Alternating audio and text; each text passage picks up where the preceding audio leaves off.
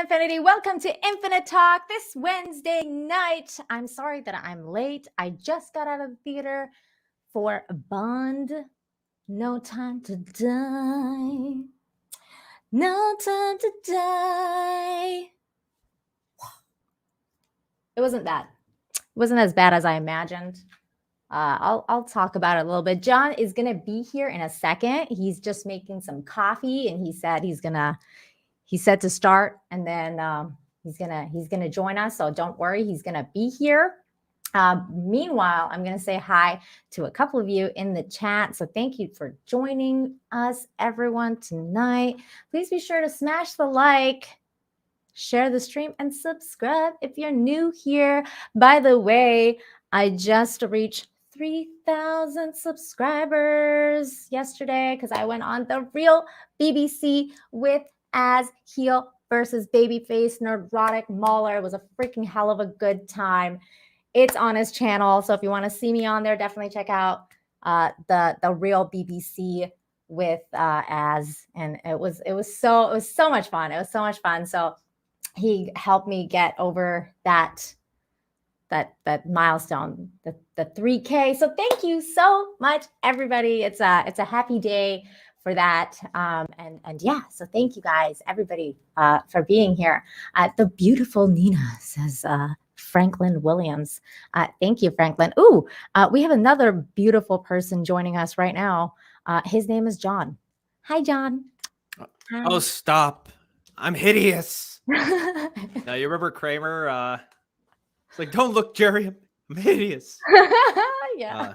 But yeah, thank you, Nina. I appreciate that. Looking good as well. Appreciate it. Thank you. How are you? I'm rolling on 3 hours of sleep. Nothing new for me. So. Damn, dude, you gotta get some sleep. Yeah, I know. I just got out of the theater. It was fun. I hadn't been to the theater for a long time. The movie was not as bad as I imagined. So that was good. That was all right. It was better than I expected in a sense, because it wasn't like extremely woke, like, because Sure. we've been hearing all these weird rumors about for like a year and a half at least. It feels that's why I was so curious. I was like, I gotta go check this out. And well, what spurned it on was this image that was going around. Hold on, let me quickly just let me just preface all of this by saying that I'm not going to spoil it, because I know people want to watch this movie. So I'm not going to spoil it. This is going to be a very spoiler-free discussion. But this was going around, this picture was going around of Bond yesterday. And let me just share my screen here so you guys can tell what I was talking about. One where he's on the scooter? Yes. Yeah. So this one was being kind of like shown yesterday, and I responded with double O cuck because I thought that's what we're going to be experiencing. And I was kind of concerned. Hey, Natalie and Michelle are here. Deranged Lunatic sending us a super sticker. It's a unicorn. Thank you so much for the unicorn. So yeah, this picture was going around, and I was very concerned. I love Bond. I love my toxic men. So I was like, please, for the love of God, save us. And okay, this was just a brief scene, you guys. It was really not that big of a deal. It's really not that big of a deal. There was problems with the movie in terms of like, okay, plot. That, but also like there was, other than one small bit where Bond is with this other girl and they're like kicking ass. She's actually the girl from Knives Out. The Armis. Yes, she's the Knives Out girl. See how fast I knew that? You knew her. I mean, you knew her because she's hot. No, Nina. God, come on. Like, I don't objectify women like that. Sure. I mean, she's mildly attractive, you know? Yeah, she's hot. Okay. She's hot. Fucking fine. And she was great in this movie. I was like, she's why can't we have more of her? Yeah, I'm always down for that. She was great. Wait, what was her name again? I'm trying to. Anna de Armas. Yes, yes, she was great. I was like, why can't we have more of this? So, other than that scene when like Bond and her were there, I'm not going to tell you guys why. She's kicking ass. She's in a very low cut dress. A lot of sex appeal, just oozing sex appeal. You're like, oh God, like this is hot. And then all of a sudden, you get this, and this is like literally as far as like you're gonna get with sex appeal with this woman, because and in this scene too, like she's got like her head, like her hair up. Almost got a beehive.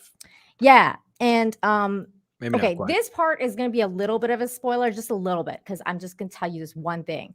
But like when Bond and her go to wherever it is that they're going from the scooter, it's like his hiding place. And she's like, "Oh, is that the bedroom?" And that like she like walks in there, and he's like, "Oh, like you're going in there like pretty soon here."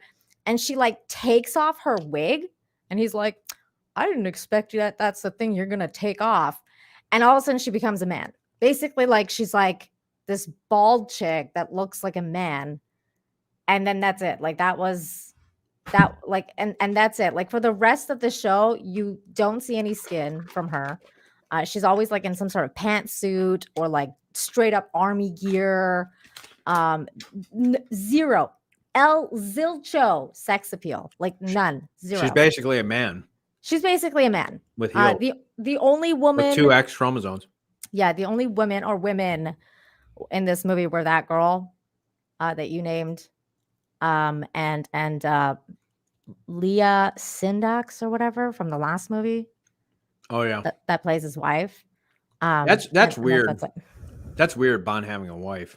I know, isn't it so weird? I can't even spoil it because that's like the whole story. Okay. So, but yeah, so that was basically like what it was. It was really weird.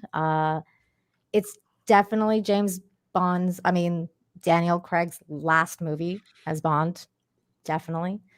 And that's Nina, it. no spoilers. It's definitely his last one. I'm just letting you know. Definitely. Gosh, definitely.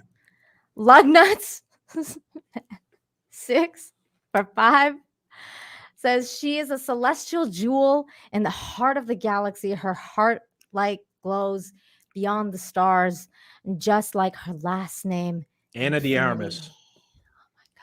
Oh, sorry, Nina. I hate you. So many roses. Thank you, Lug Nuts. You're so sweet. Oh my gosh. Yeah. Yep.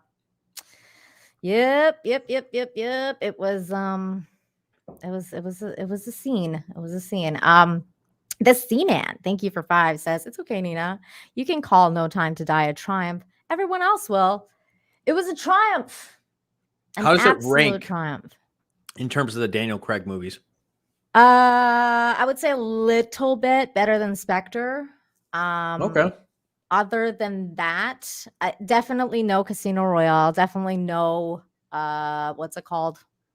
Skyfall. Yeah.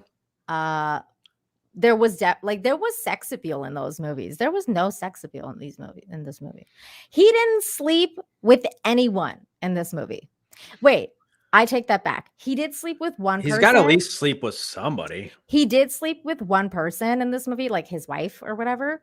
No, that doesn't count. But the scene there was no sex scene. It's like they see each other and then they like kiss, and then the next scene is like they're in bed together and it's like the next morning.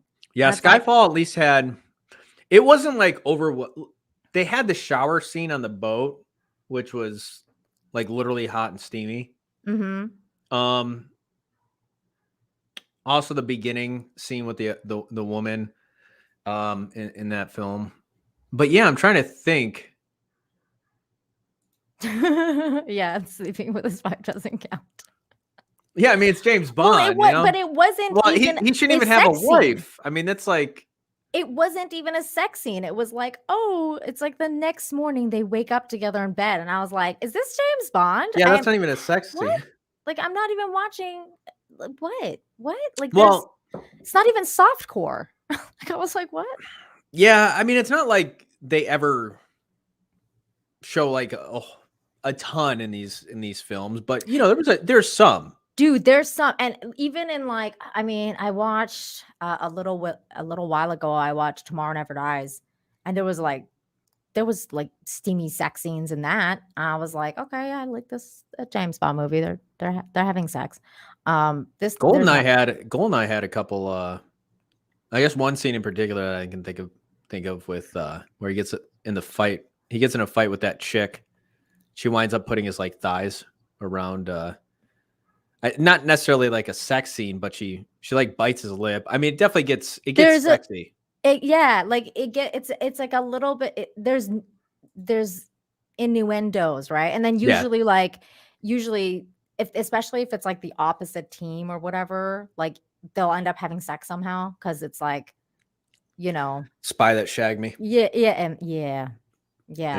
So like, I mean, I'm sure people aren't really going to this movie to watch sex scenes, but But you expect it from a Bond film, though. yeah, You expect that's like on the checklist. yeah, Sure. like just a little bit. You're not expecting him to like whip out a condom or Yeah, it's not have a sex with his wife. it's not a porno, but Sure. this one's not even like, yeah, it like, see, you would think like, so it's PG. That's what I thought I was seeing. I was like, is this some sort of PG Bond? Like I don't get it. There was violence in it, like meaning by violence, I mean there was a lot of gunfights and stuff like that. And in that sense, Bond is still Bond. Sure. He's not getting cucked, like he's not having women do all the work for him, and he is still like the main character in his own movie. He is on the screen predominantly, like a lot of the time. This woman though, like I have to say, they they did not do her any favors at all. Like they made her look like shit. Her entire storyline was shit. She didn't even have an identity. She is 007, but then something happens and then she's not 007, but they don't even give her a number or a name. I don't even know her name. Like she didn't really have one. They don't refer to her. She just seemed, I don't know. It was just, and her character, like the plot line for a character, like she's just completely incompetent and like, I don't know. It was just terrible. I was like, Wow. they tried to like build her up in like the commercials and then the news and stuff, and she's just the most incompetent agent and like Wow. such a cunt. Like she's like a cunt throughout the whole movie too. I'm like, dude, why does she have such a bad attitude? She like hates James Bond for no reason. Do you think Like they rewrote some of the character and I don't know. That's what I'm reshot scenes wondering. after like the backlash happened? That's what I'm wondering because I heard a lot of rumors about, well, because of all the delays and stuff. Like one of the delays that they said they did, and I remember Tom talking about this a while ago, was that they did a delay because the phones COVID? weren't other Oh, than COVID, like other than well, they had COVID, to they like, reshoot the phone stuff yeah, they had to because like of COVID, because the movie that's got pushed back. because they got pushed back. So there was like a Yeah. couple scenes with a cell phone that they had to like reshoot or They had to something. But update it with the latest phone. I don't know if that was like, I don't know if that was a thing or not, though. That's the thing. I feel like maybe that was just the thing they said, and then they like rewrote her parts because I don't Well, they know. might be thinking like, I mean, if they're going to reshoot a scene, they might say, well, how can we improve it? How can we change? If we're Mhm. going to change it, like now's the time to do it. Yeah. But yeah, I mean, maybe that's not the case. Maybe it's just remained the same, and those reshoots were just purely technical. Sending Monkey says, so Bond isn't bonded to black NPC 007 woman. Yes and no. The answer is yes and no. I can't really speak to that too much because that'll spoil a lot, but he's not 007 for a long time in the movie. And then stuff happens. But because he's retired. So it's like that. It's just I don't know. It was good, but I don't know. It was okay. It's a very unmemorable Bond story. I feel like it wasn't the greatest finale to Daniel Craig's James Bond. Probably could have been better, but at the same time, it wasn't like the biggest, wokest piece of trash that's ever happened on Earth. So Wow, you set the bar really high there. I know. It's just like at this point, that's what we're looking for, right? Like Sure. to be entertained and like not, you Yeah, I know, mean, if a Bond film, that's a very at the very least, it should just be entertaining. You know. it was entertaining. It was definitely Yeah. entertaining. There was a Well, lot of gunfights. how was Rami Malek's character? Was he pretty good? He was good-ish. He was good. The character wasn't well written. I didn't think he was so threatening like as a Bond villain. Like Sure. I liked the previous villains better. The entire plot, by the way, again, I don't want to spoil it, but it's very similar to what's going on Earth right now. Let's just say that. Cue the About Twilight Zone music. weapons that, Bioweapons. stuff like that. Yeah. Okay. It's all about that kind of stuff. Hmm. Which again, Bond has always been kind of like in every era, it's kind of dealt with what's going on around the world. So Sure. it does have those things. Yes. Yes. Hi, June's Melody. Good to see What's you. up, Junes? By the way, I saw that you were live. And congratulations on 150K. Thank you. Yay. Thank you. Appreciate it. So proud of you. Never know. It might go back down below, but we'll see. What sometimes the way YouTube like cuts subs, but we'll see. But Yeah, thank you. yeah, you guys are on it. There's stuff like that. Stuff like that.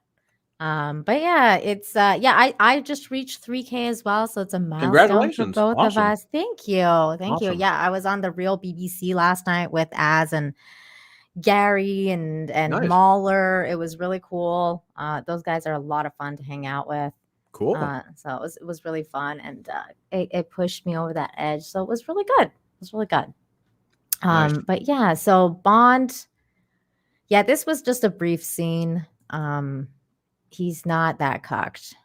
Definitely not so cocked. He's just getting a ride to pick up his balls, and after that, things. No. Kidding. Yeah, wait, somebody nailed it. That should be. I was thinking about taking that and like making a poster out of it.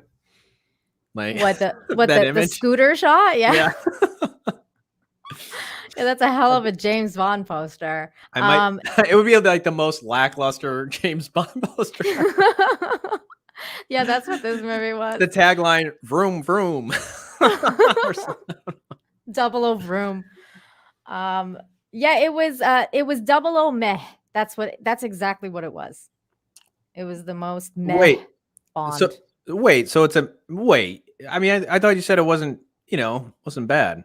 It wasn't bad, meaning like it wasn't super woke, and it's not a woman being Bond. Like it's not. I don't want to. Like he's in his own James movie. Bond movie. I mean, how are the action sequences? Great.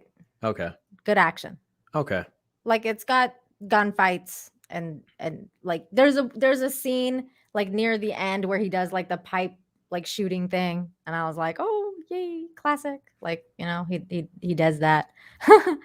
His tagline: "Stay in your lane." That's funny. My god.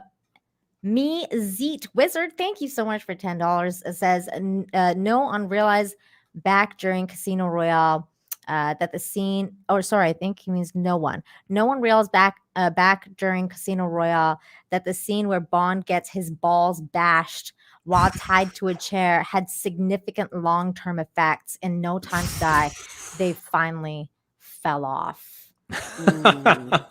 That scene was brutal. That scene was like, I mean, I don't have any, and even I was like, ugh.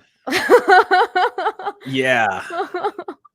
Yeah, I mean, like,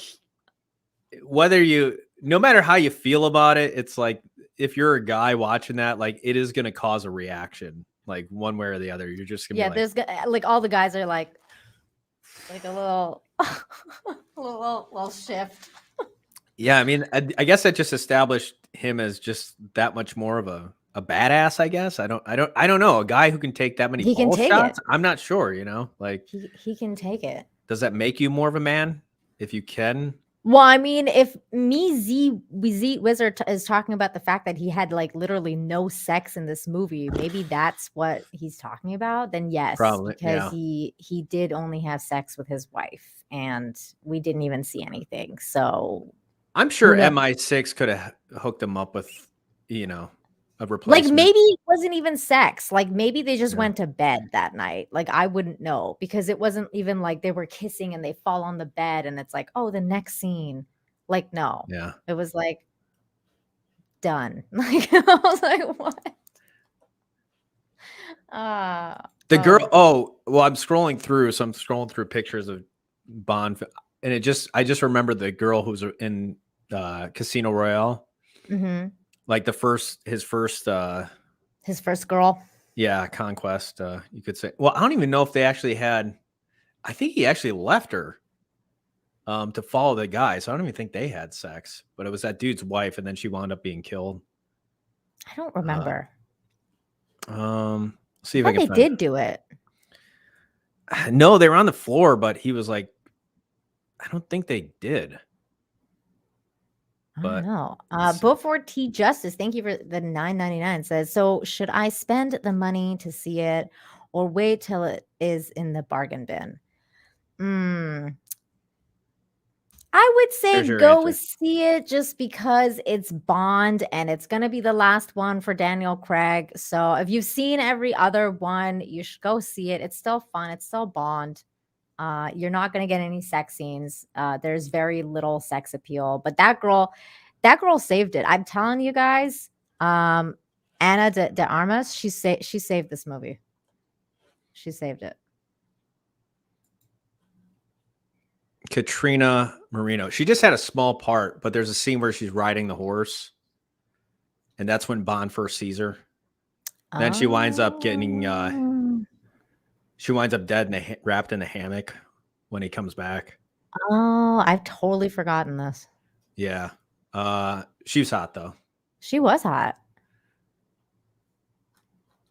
I mean, since we're talking, I wonder if there's pictures of that girl in her Bond dress. Hold on, let me see. Oh, there is. which one?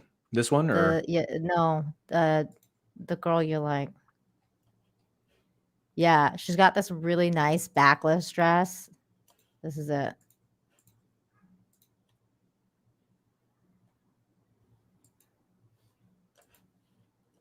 And like no? this is Okay. like the front.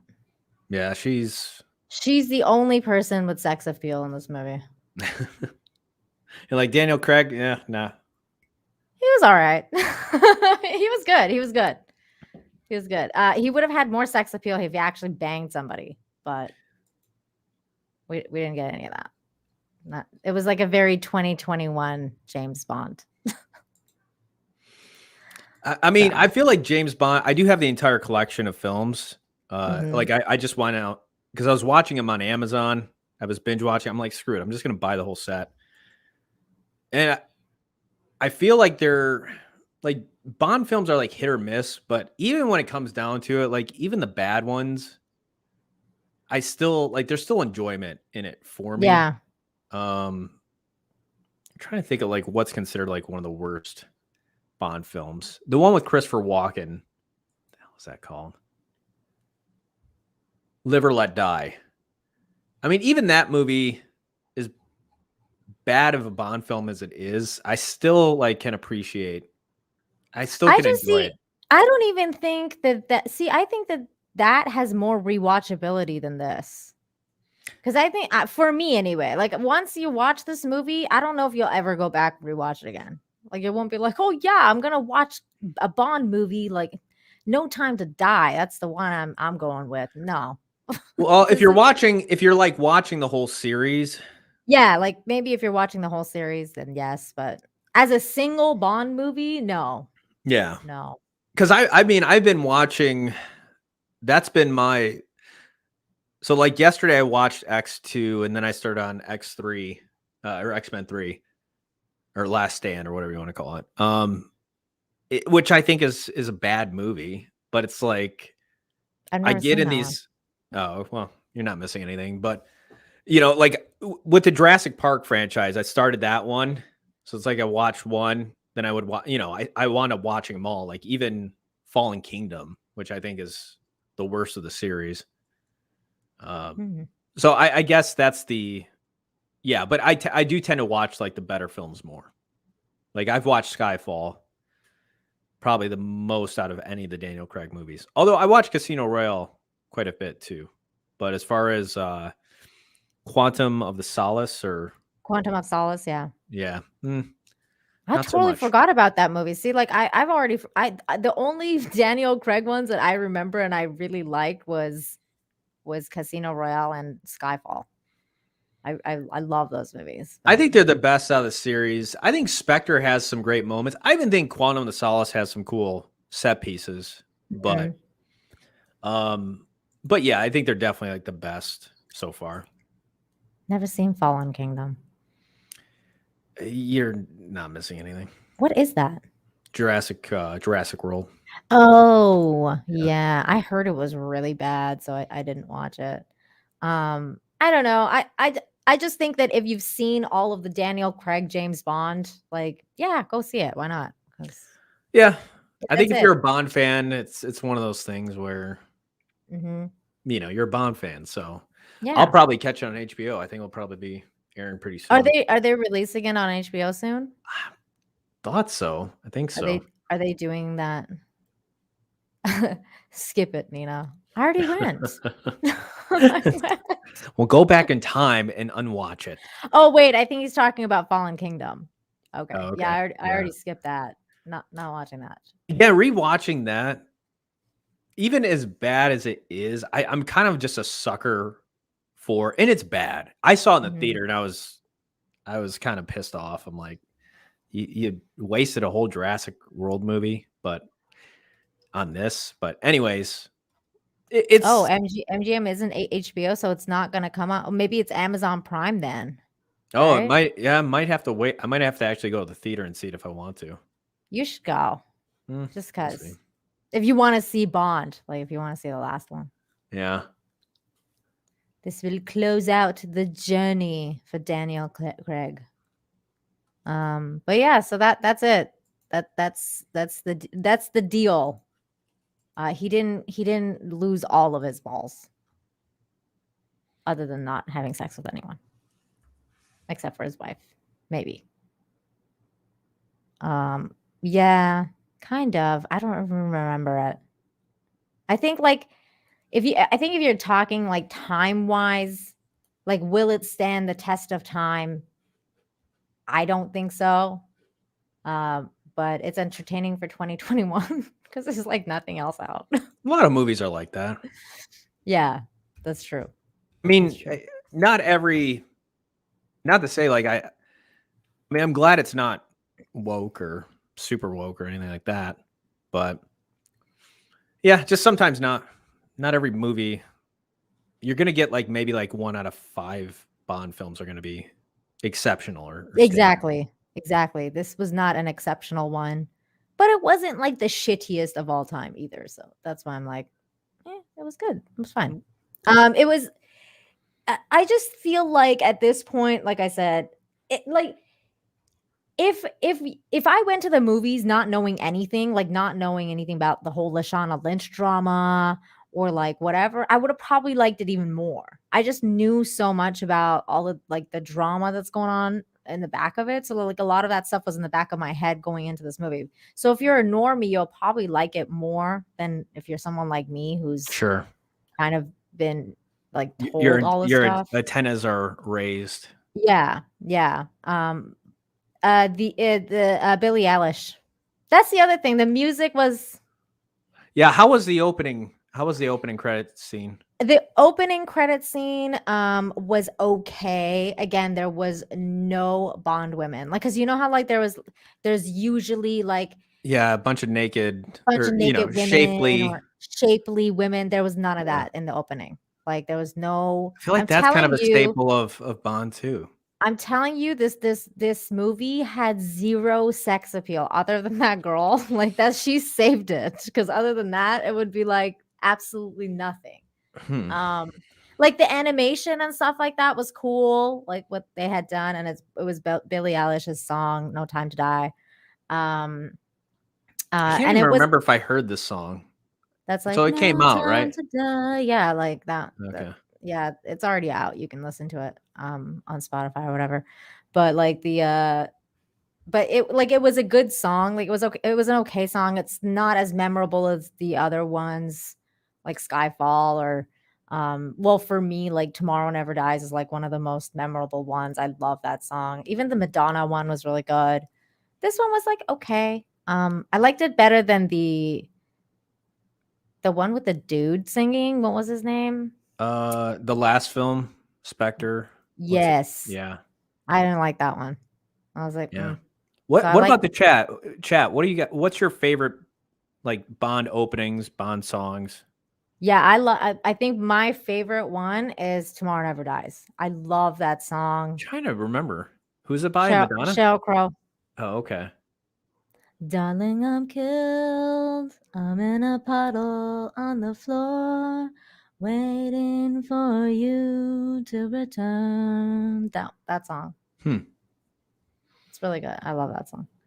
Chris Grant, thank you so much for that too. Best Bond song, The Spy Who Loved Me. If I remember correctly, yeah, I Oh think my that was God. pretty good. I think Goldfinger. I remember Goldfinger being pretty good. Live and Let Die. A lot of people like Live Paul and Let Die. McCartney. Live and let down. Yeah, that's really good too. It does feel like a yeah. I didn't even know it was Live a and Let Bond Die. song till I'm like, oh, that makes total sense. Yeah. You only When I live finally watched it. twice. For your eyes only. For your eyes only. Yeah, I think my favorite one is Tomorrow Never Dies. Shirley Bassey. Goldfinger. Yeah. Goldfinger. Yeah, the Goldfinger theme was awesome. I mean, the classic ones are just classic. Well, I feel like Goldfinger was that was like the third Bond film, and I feel like that's considered to be like one of the best of them all. And I think that was like one of the movies that really put Bond on the map. Tina Turner, Goldeneye. Yeah, that was pretty good too. Yeah. Yeah, it's weird. Like some of them are I think U2 did a theme, and it just seemed kind of forgettable. What? The Rock is the best Bond film? Yeah. I mean, I think Adele's Skyfall. Skyfall is pretty good. That's my second favorite. I mean, I'm not crazy about it. I don't know, for the life of me, I can't remember this guy's name. But the one that was last year or the last Bond film. Ed Sheeran or whatever. No, I don't think it was Ed Sheeran. It was No, it wasn't Ed Sheeran. You're right. Chat, help us out here. Who is the dude that sang the song? they're probably not gonna know either. He's got that real high pitch voice. Thank you. I didn't even try. Sam Smith. There we go. That's see, it. see, the I chat guess knows Anna all. was telling this story, Anna, that Star Wars girl, that Sam Smith, if I remember correctly, if I'm not butchering this, but he stepped on her. I think he stepped on her shoe or something she was at a club or something in LA. Yeah, I guess he was like just a total prick. Wow. Yeah. What a dick. But he doesn't like women. I don't know. What? What do you mean he doesn't like women? He's like not gay he's or gay, like yeah. So like is that why he didn't like women, or is he sexist and he's like, fuck you, you bitch? I'm not sure, but I mean, did I just misgender Sam Smith? Did I don't know. He's a dude. He's got a penis. Curtis says From Russia with Love, best Bond film. I like the one. Good one. I like the one where he goes to the moon. Which one is that? That one. Oh, that Moonraker. One. Yeah, that one. Yeah, that one is like it is corny, but I think that was around the time like Star Wars came out. I love that one. It is fun. It's just a fun Bond film. Like it's not. That's what I'm saying. It's so fun. It's like there's no like you could just watch that anytime and be like, oh, this is so entertaining and so fun. So fun to watch. Yeah, Uh, I do like it. it's like it's not like the most groundbreaking movie of all No. time, but it's just so fun. I like it. I mean, that's the thing that like we're 20, I think is this the 25th or 26th film in. Oh, I'm not sure. I think it's either 25 or 26. I mean, it's crazy that a franchise like I don't know if Bond might be the longest running franchise ever. Yeah, other than Mission Impossible. I mean, Mission Impossible has been going on for a while too. I mean, nowhere because were they even doing Mission Impossible? I know Mission Impossible was a TV show, but I think they've done only like 6 Mission Impossible movies, right? Like the 7th one is on the way. Yeah. So, yeah, I mean, there's really like there's no contest. Well, I mean, and I guess yeah, you're right, but I meant like in terms of like one person franchise, like Tom Cruise. Oh yeah, no, that's yeah. In terms of like, because he's done what this Daniel Craig's fifth film. Mm-hmm. So Yeah, 5th or 6th. Yeah, 5th. I don't know. Yeah, There's so many fucking Bond movies. I can't keep track anymore. yeah. There's like 25. But yeah, so I mean, it wasn't the worst. I would say if you're a Bond fan, go watch it. It's not a big deal. You'll see some gunfights. You'll see the end of the story. It's an end of an era. I will say it's an end of an era because Daniel Craig is gone. Like that's it. It's done. He's gone. Nina, Stop. He's gone. He's gone. So I wonder who the next Bond is going to be. Do you think it's going to be a woman? No, never. Do you think they're going to make Jamie Bond? Nope. Because the Broccoli family, who has the rights, I mean, they've said before they're never going to. By the sound of it, like he's a man. Like Bond is always going to be a man. Okay, good. I mean, I would definitely be down with Henry Cavill as Bond because Henry Cavill is amazing and super hot. Sure. But at the same time, I would like to see someone else. Like, you know, I mean, Henry Cavill doesn't have to be in everything, although he should be in everything because he's amazing. But I would like to see other people get involved, or even a no-name person, like a new British actor that comes out of nowhere and is like, I'm the most handsome person. I'd be down with that. I have sex appeal and you don't know me at all. Like, I think it would be really mysterious and cool if they like started with someone like no one knew about. Yeah. Yeah. I agree with that. I mean, I think Henry Cavill like actually does. He probably does fit the bill in terms of like, I think, you know, he's British.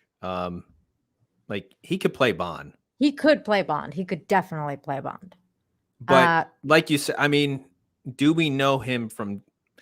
Yes. Even when like Daniel Craig took on Bond, like he wasn't necessarily like a household name.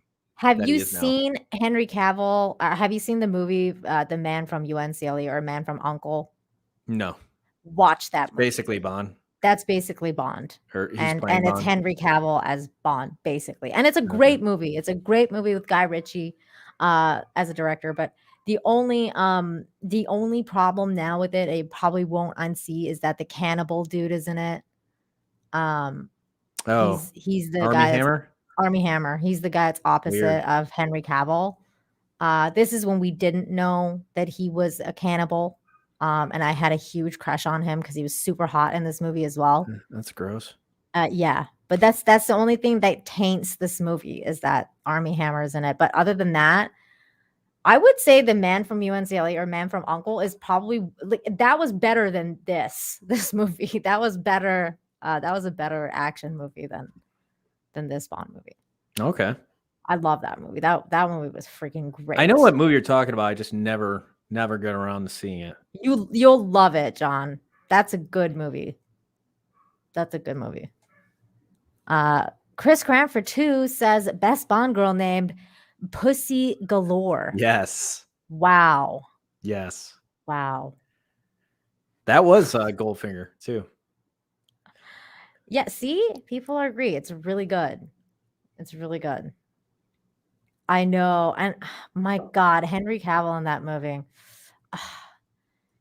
That I the reason I spell it out is because in the movie they say it's U.N.C.L.E. You could just God, say, you they could say don't call uncle. it I think uncle. you could just say it. I'm telling you, Nobody would correct you over it. I know. Goldfinger. Allora Fagita. What's Thanks. so we kind of talked about openings, but what's I guess your top 3 Bond films, chat. Yes. What do you like the best? I love Pierce Brosnan Bond because that's when I was growing up and Sure. figured out who Bond was, and like, I like Tomorrow Never Dies was the first Bond movie I ever saw in the theater. And he was so handsome and so British. I was like, oh my God. Like, not that like Daniel Craig's not British, but He's even definitely his, he's a different kind of Bond for sure. yeah, he's a different kind of Bond. Like, I don't know, like just the crispness of, he's just so, I don't know, he just embodies Bond. Yeah, I would say that was like my first impression of James Bond because that's what I grew up with. But you look at Connery, I feel like Connery's like the best of both worlds. Like he's got the size, like he's pretty big, but he's also I don't know if he's necessarily as smooth and as slick as Bronson's Bond though either. But that's where like Roger oh shit, what the hell's his name? Yeah, I don't know. It's just it's interesting these different iterations that Bond has gone through where Mhm. like definitely Craig is more, I feel like he's more brutish. Um like even the one of the scenes in Casino Royale where he's chasing after the guy and he just runs right through the wall instead of, Mhm. like this is a Bond that is just like he's more just gonna like muscle his way through things. It's not as slick and as smooth and polished. So it is interesting how these different characters go through. There's kind of like different facets and iterations of Bond. My husband's favorite is Roger Moore too. Roger Moore, yeah. Yeah, I'm always like, I love Pierce Brosnan, and he's like, get out of here. And he actually like doesn't like the Pierce Brosnan Bond as much as I do at all, because he thinks that the wokeness of Bond actually started from the Pierce Brosnan Bond. And he's like, you think they made M into a woman when exactly? I was like, oh, when Pierce Brosnan started. Like, and he's I like, noticed that rewatching yeah. those films. Yeah. Like, it's so funny because like the wokeness totally did start from then. And then there's the like, because I was rewatching it, and there's definitely like super woke elements where she's like, I'm in charge now, Bond, and like Yeah. he's just like, you're a man, it's over for you, and like all this shit. And I don't know, it's kind of weird in that sense, like rewatching it now. Holy shit, America the Free. My goodness, so Wow. generous of you. Coming in with $50 super chat. Thank you, Love you sir. both. Wow, thank you so Love you much. too, We love man. you too. America the Free, what's your favorite Bond film? Let us know. Jill- And So and Jillian here, says Sean Connery first, last, always. there you go. Rob says Roger Moore. A lot of people say Sweet. Roger Moore. Yeah. He did play it. He played in a lot. Like he played in quite a few. He might have actually outnumbered Connery. I wouldn't be surprised if he did. I just love Pierce Brosnan, but I understand, like when he was talking about, like when my husband was talking about like how he's like, this is when the fucking shit went to hell. I was Yeah. like, and he's older than me, so I understand. Yeah. Like he doesn't like that shit. I mean, he likes Pierce Brosnan and he thinks it's like way better than Daniel Craig now, but he's like, man, because we went to the movie together right now too, and he's like, Oh, okay. He was like, dude, there was no sex appeal. Like, he was just like, what is happening in this Like movie? Bond's not allowed, he's not allowed to sleep around with anybody because No, yeah. they don't want to get him Me Too'd. So like we got to get him married. Yeah, and like the other girl, like I said, like the Lashana Lynch, like has like zero sex appeal. Like even when she's like in the office, like she's wearing like these like high-waisted pants and she's like always standing like this. Like I'm going to stand up for this show and tell you guys. So like she's always like standing like this, like she's like got her chest out and she's like standing like this. So it's like it kind of looks like she's like masculine pose. Yeah, like this like really like hardcore like masculine pose. She's always like this and she's always like Instead of having her ass out, she's got her chest out. Yeah, and she's got like her like she's got this like high-waisted pantsuit where she's like this. And she's like got her fucking hands in her pocket and she's like going like this the whole time. And I'm like, dude, you don't have a crotch. What are you holding? Like, stop sticking your hand in your fucking high-waisted pants.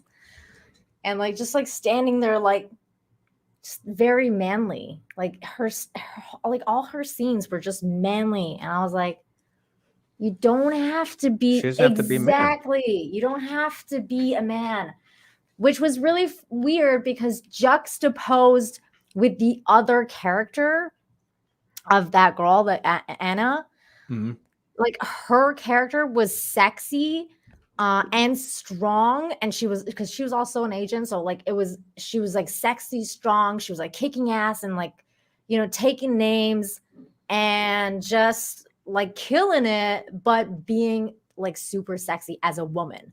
And I was like, well, why can't this other girl do that? Like you can do this with her. But I think her as a person is not comfortable with that. Like, you know what I'm saying? Like, or they didn't want to portray her that way, or yeah, I think it's her basically like comfort level. You know how like the new Cowboy Bebop, there's like all this drama about Danielle Panetta, whatever her name is, the one that's playing Faye. Okay. Where she was saying that I think I heard about this. Yeah, she was saying like she didn't want to wear the costume that they like put out for her because she thinks it's like too sexualized or whatever, and it was like going up crevices and blah blah blah. Like I'm saying that I think Lashana Lynch as a person is like super woke and like third wave feminist. So I think like her idea of how she wasn't comfortable with it. And I think that it reflected onto the movie. Yeah. Very possible. She identifies as a white man. No, she does not. Just the man part. Just the man part, not the white part. She doesn't like white. Hey, Demogeni, good to see you. Good to see you. Yes. What's up, Demogeni? I agree. I think she was miscast. I think they should have casted someone else. Someone with much more sex appeal and like someone who's comfortable in their body and comfortable with their sexuality. This might have been exactly what they wanted though. Because like maybe they wanted to contrast the two women, so you have like this one, just so they're opposite. Maybe, but we didn't see enough of the other girl because she's only in there for like maybe 10 minutes of the movie. Boo. This is a great poster. Are you gonna post that? I mean, I should add something else. I just got to find the right font. Like I don't know if it needs anything else. This looks. But it is just kind of funny to. I was trying to figure out like how big you want to make the font, but that's basically the poster, though. That's how big the font is on the regular poster. Yeah, unfortunately, like the image I couldn't find like a better resolution. A good one. Yeah, but yeah, it's because it's too new right now. Yeah, this is like from leaked images.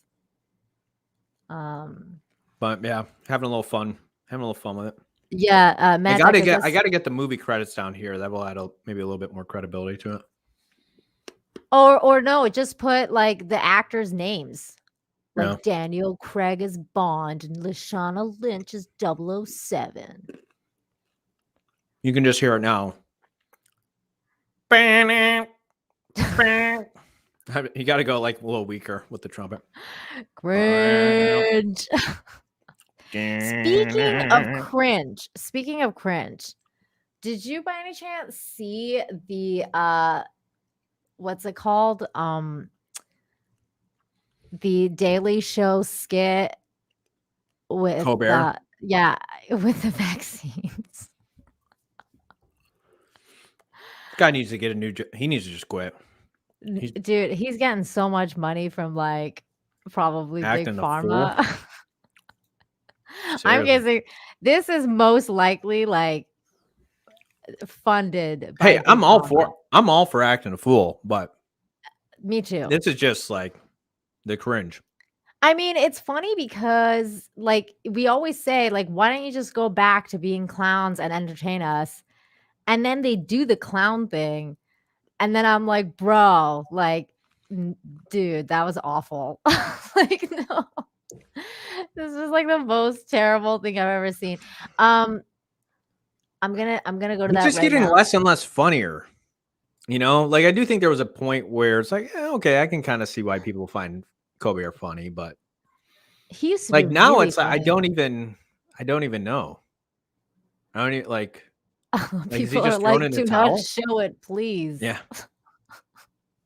Like our eyes are gonna bleed. But I have to show it. People You have have to to. know what we're talking about because maybe some people are not on Twitter or watch late night TV. I will show this beforehand though. This is why there's no sex appeal left in Bond movies. Cause you get shit like this for a fucking Citibank commercial. Like, what is she wearing, man? An oversized shirt. She's wearing a giant man's shirt. I mean, I think Rosita Jones is cute, I think but so too. yeah, this isn't doing anything for her. No. I mean, she's still cute in spite of it, but This is why Cecil everybody's just afraid. I think that's where everybody's afraid. Like, oh no, we're gonna be objectifying women. We can't. It's true. We can't do that if we have Cecil, tight fitting clothes. Cecil says, let's play a fortune to hire cut actress. And then dress her like a fat nerd named Albert. The war on beauty Albert. continues. Fuck Citibank. It's true. There's like nothing attractive about the shirt. She has like no boobs. They're there somewhere. You just can't see them. Drowned out in all Yeah. the folds of the shirt. Thank you, good Tom King. Appreciate it. I mean, I guess it just is what it is at this point. Her shirt is 10 times too large. Yeah. Yeah. Like it's tucked in. It's probably like coming out of her pant legs. People are really not wanting me to play this video. Okay, I won't play it. I won't play it. Wow, you just gave in real easily. Now the chat's not going to respect you. I was trying to find it still. Oh, did you see this one? They're like, no, seriously, please don't play it. We're not, this isn't like a joke. Like, we're leaving. This isn't like a charade. This picture was funny. Are they bowing before them as they're getting fired? Yeah, it says, thank you for your service and please clean out your desk before 5. My goodness. Get out. Yesterday's The utter heroes, today's hypocrisy. trash. Exactly. My Twitter feed is full of gold right now. Hold on. Oh, there it is. There it is. Cover your eyes and ears if you don't want to see this. If you don't want them to bleed. Yeah. Here we go, baby.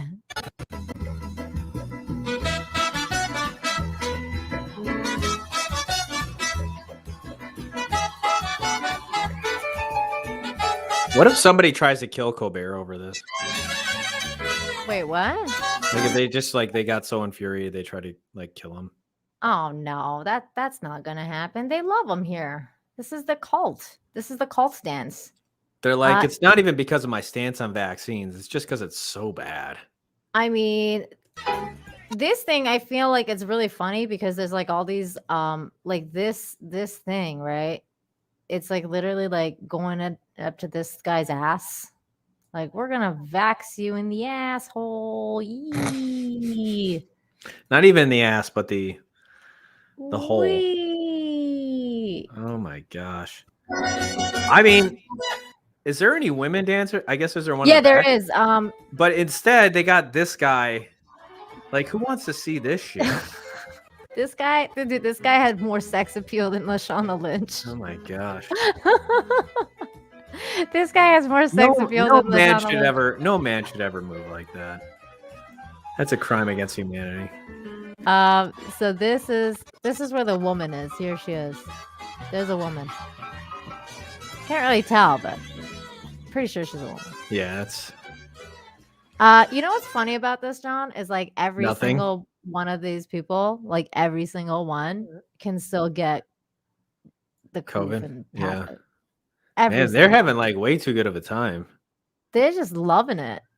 We're in a cult, you guys. It's coming. Yay. Look This at is us. like Sunday worship. It is. It is. Oh, there's more. Just wait. Jillian gosh. N, thank you so much for $4.99. Says, say it and so. Rashida Jones. I saw this commercial today. She looks like she's dressing as Karen for Halloween.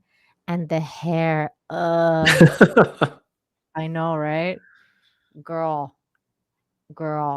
Uh you know what's funny is her name was Karen in The Office. Oh, that's right. Yeah. Her Now she is a Karen. Yeah, quite literally.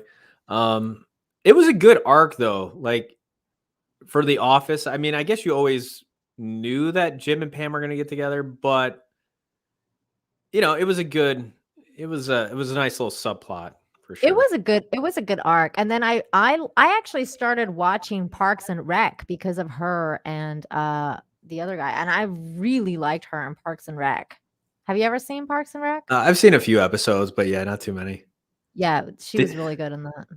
Did you see the episode? I'm sure you have, where Michael, Dwight, and Jim go to Karen's. She's The now a Office. boss. Yeah. And she thinks he's coming back there. They go to steal Yeah. a fax machine. Yeah. And he's just trying to hide. And Yeah, he's, like, in his car, like it's so awkward too. He winds up in her office. He makes Dwight and Michael leave, or somehow it just winds up being her. And she's like thinking that he did all this to see her again. And he's like, nope. Nope. Yeah. We're together now. We're pretty happy. Yeah, it was. Oh man, it's just so awkward. So It was awkwardly so good. bad. Yeah. 200 Watt Studios. Thank you so much for the $10. Says, go back to that No Time to Die, Lashana Lynch and Daniel Craig picture. They're on a Vespa. Is that a dig to Bond's love, Vespa Lind, cucking him even more on Her Majesty's Secret Service best film? Okay, I'm going to give you a little bit of a spoiler. The Vespa scene was basically Lashana Lynch approaches Bond because because she's an agent, so she fucks with his car, and his car doesn't start. So she shows up in a Vespa and she's like, "You need a ride?" And She said it just like that. You need a ride? She said it like, "You want to ride somewhere?" Or like giving some car trouble. I don't remember what she said. She said like, "Do you need a ride?" Like something like that. And then he's like, "Yeah, sure." And like the scene lasted like maybe like a minute, like less than a minute, like, and they just like she drives them to like his house, and like that's it. That it was a very brief moment, and it was because she had fucked with his car and it wouldn't start, so she planned it out so that she can talk to him. Wow. But it was a bit of a throwaway scene. Like I feel like people are kind of like making a big deal out of it. Like there was like other scenes where Bond is like on a fucking bike, like, and he goes nuts, like especially at the beginning of the movie where there's like a major car chase scene and blah blah blah, and he's like on his bike, and he does the Bond thing. There's several car chase scenes. He does a lot of Bond stuff, and he's not cucked in that sense. So I feel like this was a little bit of it's unfair to judge this movie based on that picture. Like I don't think that is fair. And yet we're going to. Yeah. No, I'm kidding. Spike and Madness is blowing his brains out because we played that video. That's what you come here for. That's what you come here for. Commander Ed Striker of Shadow, thank you so much for 2. Says, please, guys, it's James Cook, no time for profits. Ouch. Ouch. That's a pretty good one. Another Gen 42, Nina Infinity. Hey, so glad you started watching Farscape. It's one of my favorite sci-fi shows. I named my cat Moya. Oh, that's so cute. There are some misses, but mostly it's a great show with great characters. I agree. I think I'm on episode 6 or 7 now on the first season, and it's so good. It's so good. I have missed TV shows being that good. It's one of the best TV shows. I can't believe I've missed it for so long. So I'm having a lot of fun enjoying it. Enjoying it a lot. What TV show is this? Farscape. Okay. I never watched it because I thought that they didn't have an ending, and apparently they didn't because it got canceled. And then it got an ending, like it got like a mini series ending, but I didn't know, and someone in the community told me about it. So I was like, oh, has an ending. So I'll watch it then. And it's very good. It's very good. Have you ever seen it? No, I haven't. Yeah, it's definitely one of those shows that they would never do now at all. Wait, what year does this come out? She's like last year. No, I think it was in the 90s, like 99. Yeah, 99. Came out in 99. Okay, yeah. Yeah, they don't do anything that they would have did in that time, in that era. It's very good. And they have like the Jim Henson puppets and everything. It's really cool. A lot of sets. There's like not too much CGI. So there's a lot, like the scripts and the acting and just everything is so good. So good. Aiken for $2.99. Thank you so much. Says, do you feel this was misleading to keep SJWs happy? Yes, I do. Yes, I do. But at the same time, there's no denying that it has definitely, it's a 2021 Bond film. I'm telling you, because there's no sex appeal. There's definitely certain things about it that make you understand that this is a Bond for this era. Like it's not a special movie by any stretch of the imagination. I hate saying this because it's like I like Bond and I love Bond, but it's I gotta be honest, you know. It is what it is. Yeah, it is what it is. 200 Watt Studios, thank you for the $2. Says the Bond franchise, Craig hostage crisis is over. Yeah.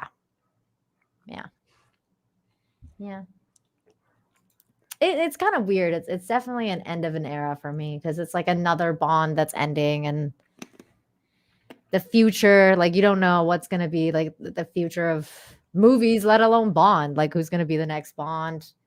Like will we ever see another Bond movie in the theater? I don't know.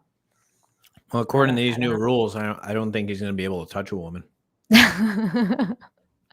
Will he be a woman in the next one? I don't know. He'll be asking to sign consent forms, or asking the women to. I don't even want to talk about this, Elvis. I don't want to acknowledge this into existence. This is bullshit.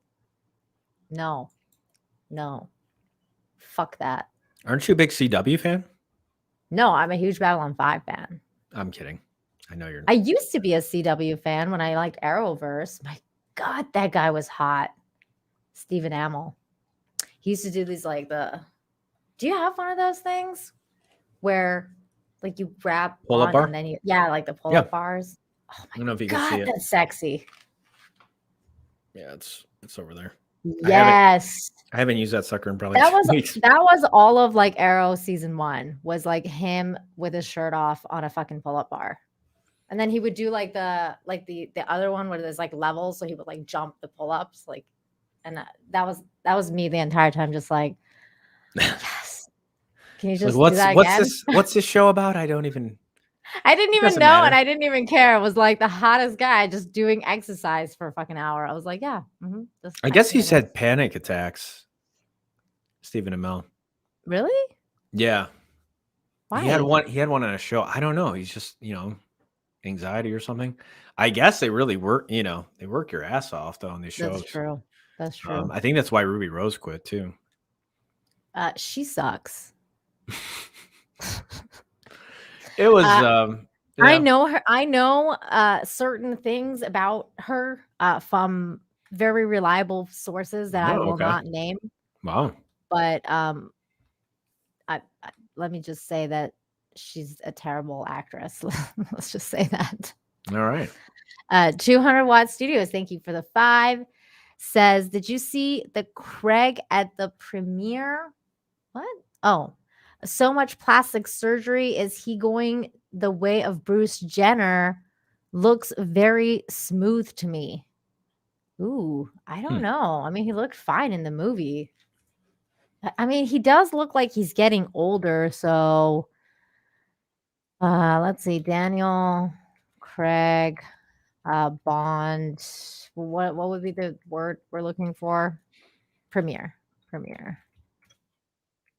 Let's see. Good lord, is he wearing a fucking velvet purple suit?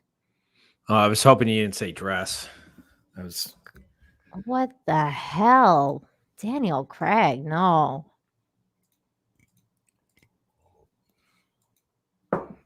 Um, Could it's be not worse. the could it? It's not that bad. If the whole thing was red, Like the pants too? the Dude, that pants would be like too. the fucking Joker. Yeah, that'd be pretty rough. But I think he pulls it off. I don't know how. If I don't know. Lashana Lynch just does not look happy ever. She's not, and she doesn't. And she has She's like Brie no. Larson. She's She's got that literally RBF. like she does. She is like Brie Larson. What? Why are they comparing her to Kate Middleton? Kate Middleton smiles. Lashana Lynch doesn't. Oh, there she Um, is. All right. There's some emotion. she at least has like some sex appeal in this image. What is up with her dress though? I don't know what she's wearing. I don't know. He doesn't look too bad. I mean, how old is he? I think he looks pretty good for his age. Yeah, like how old is he? Daniel Craig. Let's see. Daniel We'll figure it out. Craig. He is 53. I think Yeah, he looks pretty good for he's looking 50. pretty good for 53. I mean, I've seen him before look kind of rough in certain pictures and stuff, and I don't know if like his weight like fluctuated a little bit or something because like just in Mm. his face. But yeah, I mean, he looks pretty good. Maybe I'll tell you what, like getting like good sleep and like just taking care of yourself, like Yeah. it can add years or take off years. Oh, so I guess Kate Middleton and Prince I mean, William went.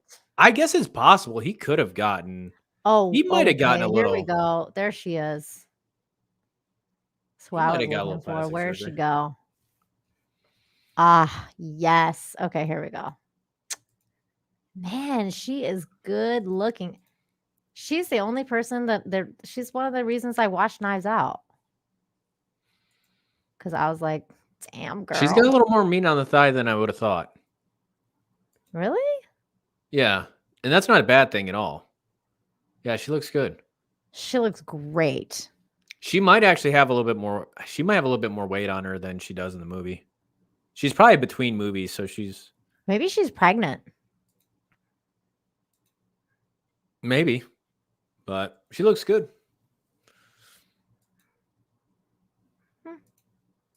Good stuff. That's entertaining. Yeah, see, yeah, she looks fine as hell. She Yeah, needed to be in the movie for more.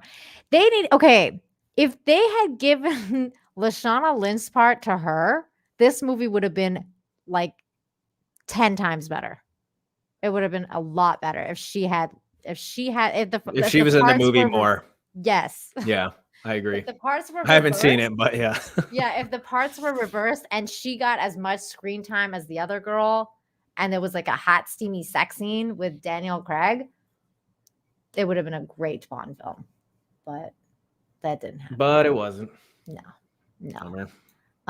Let me see what else I have to talk about. Oh, the new YouTube rules. That you have to Do we skate even want to around talk about this? again. I mean, we don't have to.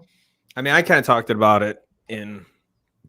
I mean, I'm fine if we don't, but Okay, we don't have to. I mean, unless you really want to. No, I mean, it's just for me, it's basically like business as usual.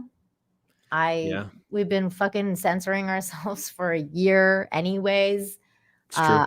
I feel like that this is kind of par for the course. If anything, I feel like it kind of shows that people are waking up, so the other side has to put a little bit of their foot on the gas.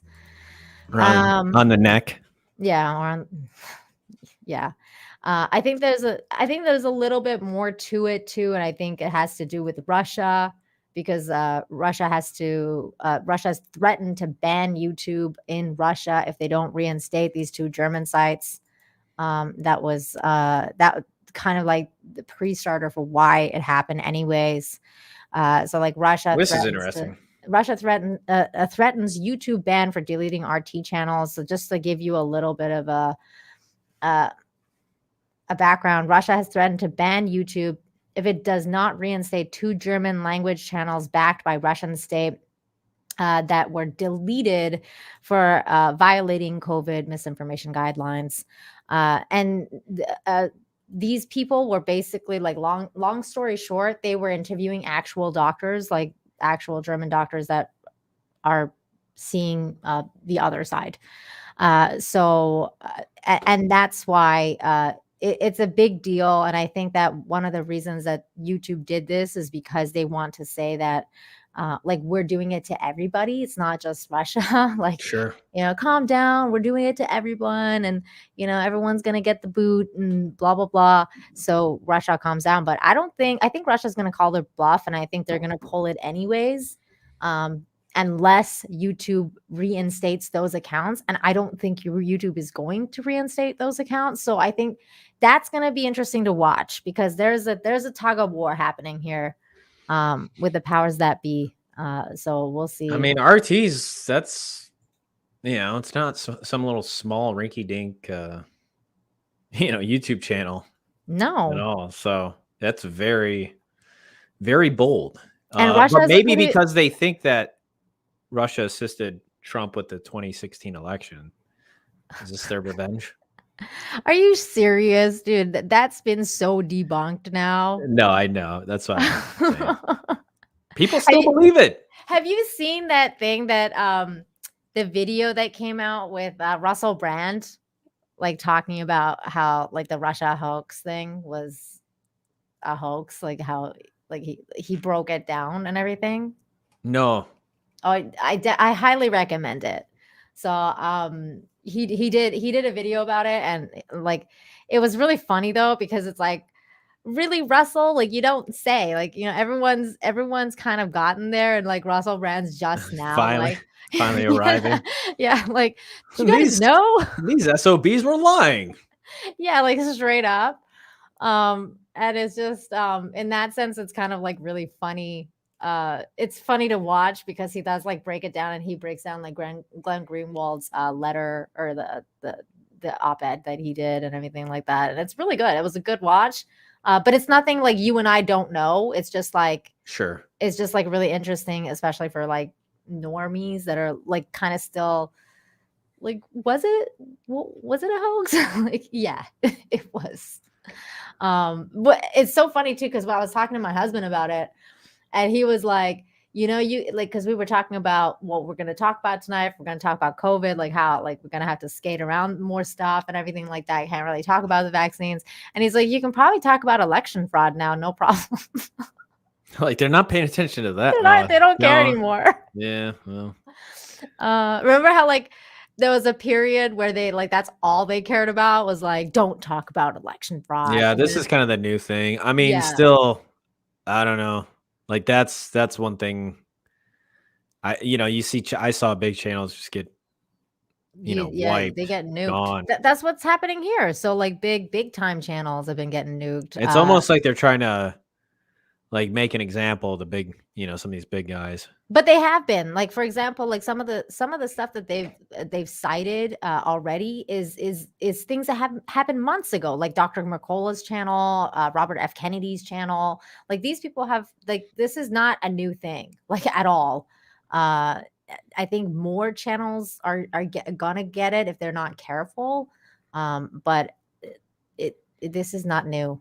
It's not new, and Sure.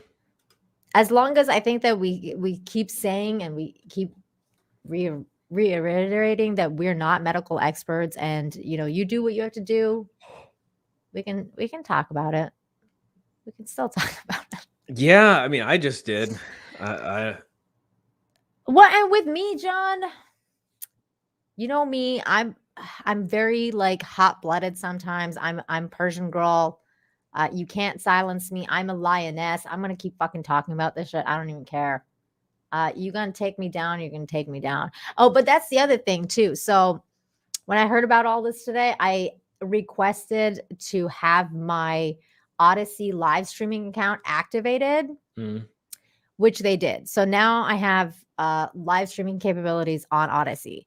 So I was thinking that maybe in the future, like not like maybe next week, maybe the week after, we may want to try something like Steven Crowder, where we'll do the first hour of the show. We'll talk about like stuff like this, like Bond, and just like all the PG stuff that we want to talk about on YouTube, and then we'll cross over to Odyssey, where we'll do the real talk, the big boy talk, and the big okay. girl talk, where we can be unhindered and just speak our minds without fear of Red of yeah getting completely and utterly annihilated. obliterated. Yeah, Yeah, that's good. Great. 200 Speaking of Watt getting, Studios. oh, okay, go ahead. Sorry. Keep that thought. Blowhard is this Spectre second worst Bond film. Yeah. I don't know. This is a tie for me with Spectre. I don't know. Maybe it's a little bit better than Spectre. Just a little bit. I don't know. It's pretty close. Spectre had that one like massive explosion scene was pretty cool. It was like a single shot. I don't remember. I don't remember at all. That's what I'm saying. It's so unmemorable. I think this will be unmemorable as well. I don't think it's gonna last in my mind for a long time. 200 Watt Studios again for $2 says, Russell, welcome to the party, pal. That's exactly. He's cool. I He's like him a lot. great. Yeah. I like him a lot too, but I was just like, dude, you're a little late. Whoa, what's this? Oh, did you see it? Yeah, what is this? So a mega comet, which scientists thought was a dwarf planet. Trust the experts, folks. They thought it was a planet, a dwarf planet. Apparently, it's headed our way. It's approaching our solar system. Astronomers believe it will pass through our planetary system as a close at its closest approach a decade from now, in the year 2031. It will most likely brush by Saturn's orbit. So, Oh, but well, I guess it's humongous. that's what she said. This is yeah, what if they got it wrong and it's not gonna brush by Saturn and it's gonna brush by Earth, like the Well, they moon? did. They thought it was a planet, and it's like, oh no, that's a comet. And yeah, maybe if they got the That's no first thing planet. wrong, yeah. What is that like? That's like in fucking Star Wars. That's not a moon. It's not a moon. It's Mina not a says I'm moon. Randy. Am I? I don't think so. Nemesis. Maybe. Maybe. It's coming, folks. Hang on tight. Shit's gonna get real interesting. It's gonna get real interesting. Ooh, I did see this that I thought was kind of cool. Okay, here we go. Shaq rejects celebrity status. These people are fucking out of their minds. He didn't say fucking. That was mine added.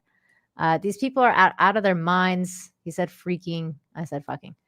Shaquille O'Neal is done. The 4-time NBA champion and one of the greatest basketball players of all time renounced his celebrity status in an interview with the New York Post. The 7'1" former Los Angeles Lakers superstar, who is also one of the most recognizable athletes, is done with the glitz and glamour. These celebrities are going freaking crazy, and I don't want to be one. I denounce my celebrityness today. I'm done with it, he told the New York Post on Friday. I don't want to be in that category. Celebrities are crazy. They really are. Don't call me that anymore. These people are out of their freaking mind with how they treat people, what they do, what they say. That's never been me. I never want to be looked at like that. I think, you know what he did? You know what it is I think he saw that Stephen Colbert thing and he was like, I don't know. I'm out. I think he was I'm just done. like, I'm done with this. I'm done. Had enough. One look at that, like that vaccine He's like, fucking dance thing. He's like, nah, bro. We ain't the Nah. same. We ain't the same, bro. Yeah, we are just not the same people. O'Neill added, he didn't want to be stereotyped as someone who is out of their mind and would rather be known for his kindness away from basketball court and television cameras. One of the 49-year-old's latest ventures with Papa John's. When every purchase of Shack-a-Roni pizza, Papa John will donate $1 from every purchase to support the COOF relief, the fight against racial injustice, Boys and Girls Club of America, the United, I'm not saying this word, College Fund, and community involvement. That's because Papa John, he had that issue. I know. That's why they're doing all this. Because the guy Didn't said, it come out that was a bunk story too? no, well, because it came out that he didn't actually say that like he was saying if he didn't, he totally botched the supposed recovery. Here, let me see. I actually did a video on this. Let me see if I can find it.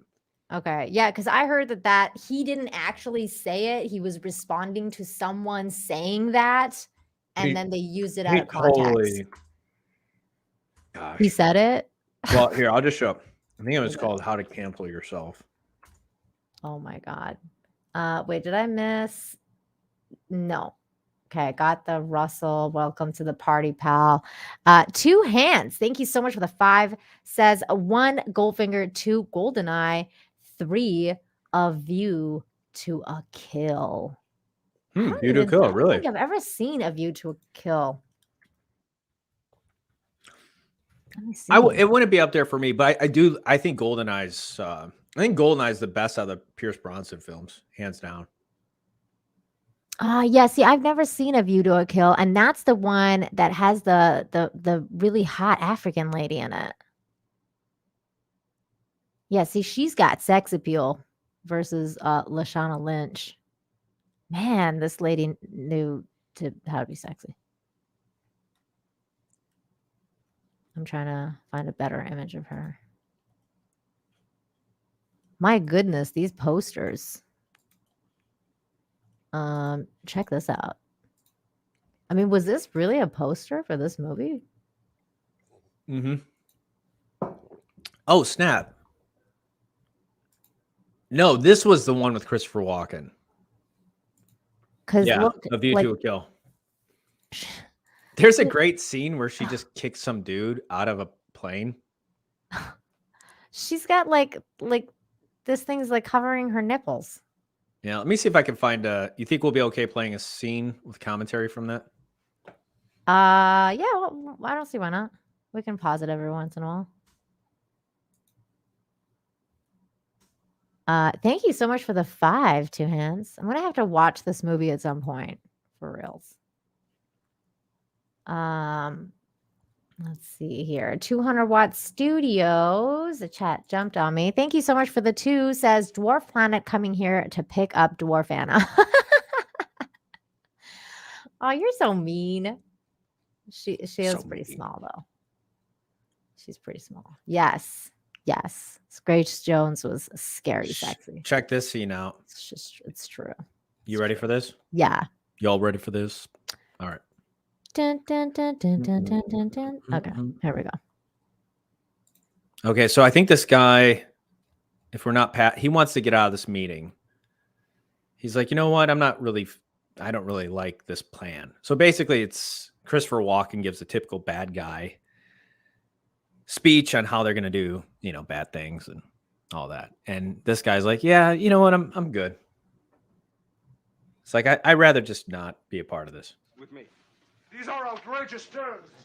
Well, perhaps a demonstration would convince you. I want no part of it, thank you. As you wish. Feel like something's about to go down. Yeah. It's funny because, I don't know. It's weird when you, like, Christopher Walken doesn't really, I guess this isn't one of his more notable performances. He never really gets mentioned for his role in this movie. And I don't think they take full use of him as a villain, but he's still freaking Christopher Walken. The rest of our discussion must, of course, be confidential. Would you wait outside? Wait, what? Did we already get blocked? What? Wait, did we go down? I don't know. No, we seem to be Okay. fine. I was gonna say.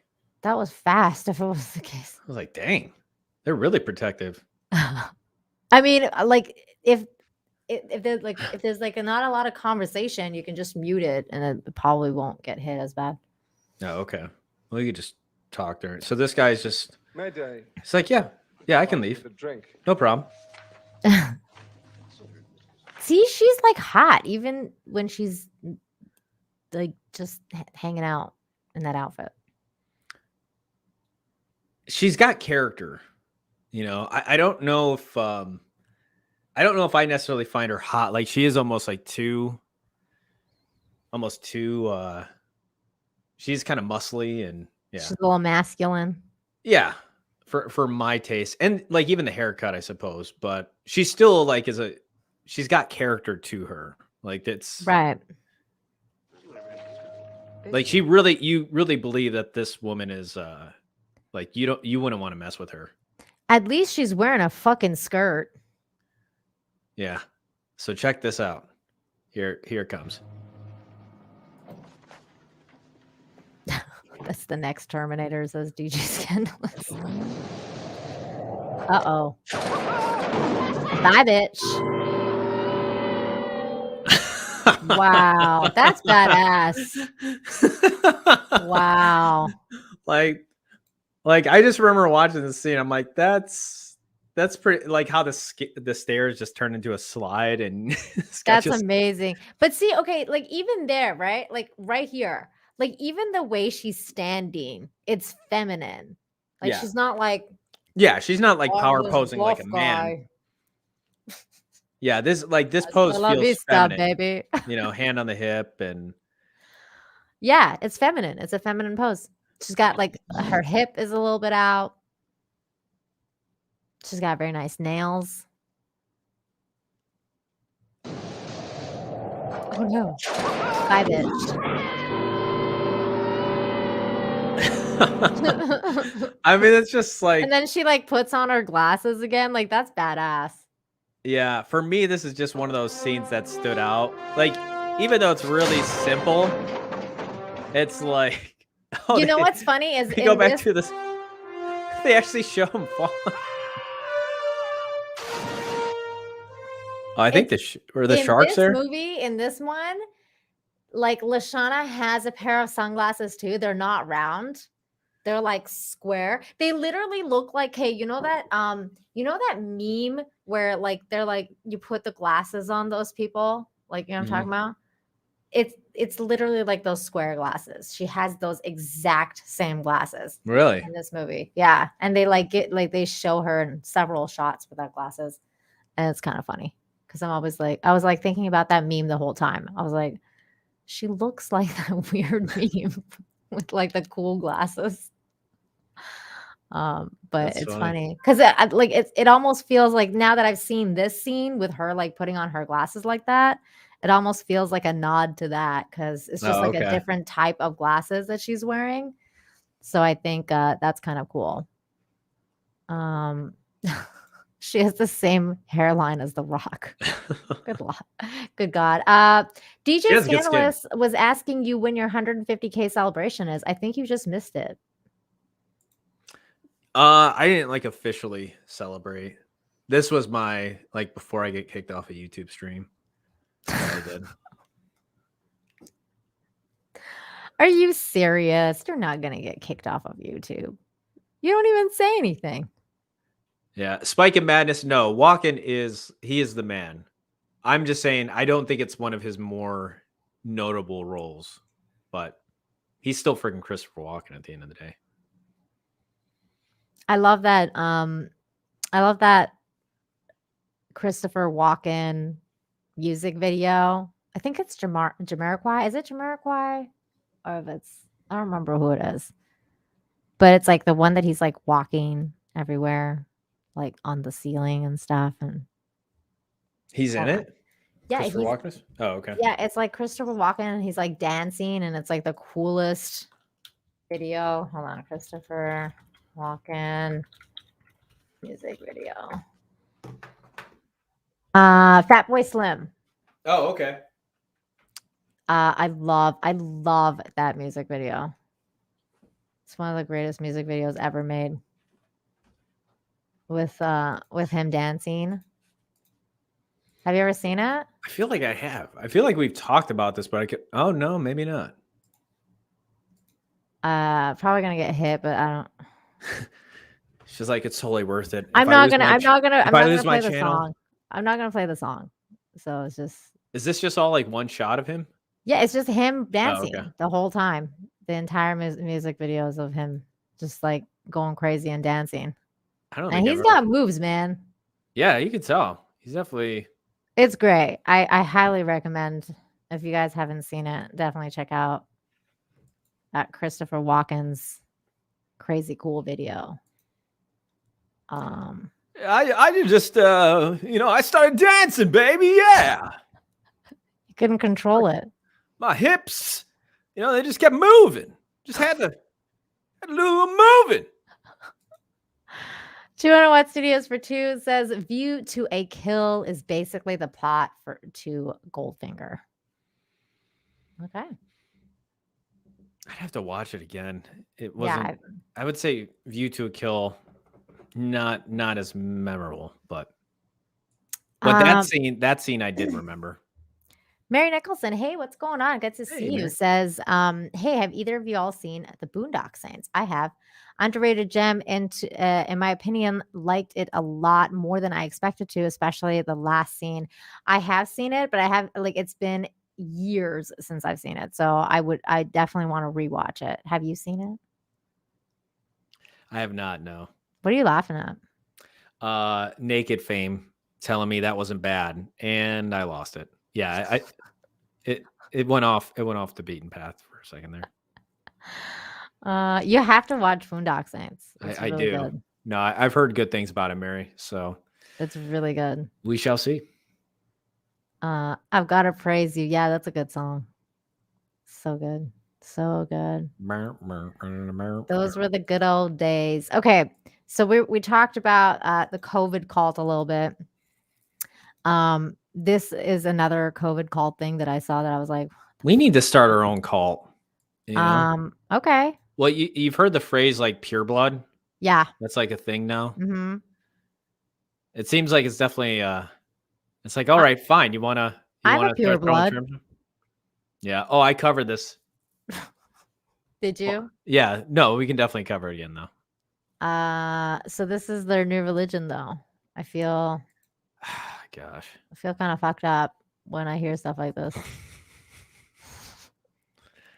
Here we go. This poor What? well, not this poor woman, but it's just like, I mean, if she really believes this, whatever. All right, we'll just let it play. I mean, I don't know if she believes it or not, but somebody's paying her enough to come out and say this shit. I think she does believe. You have to believe it to some extent to say this stuff like this. Hi, Kai. Good to see you. It says Boondock Saints is fantastic. Can't believe you haven't seen it. It's not like it's Die Hard. Get out of here, Kai. Good to see you, Kai. Woo! 170 likes, you guys. What? Keep it going. Yeah, she's in a church, right? So she's got a tailor. Oh yeah, this is you can see on the pulpit there. This is a church in Brooklyn. You can say that again. Yeah. Yeah, I actually went to the church's website and I found it.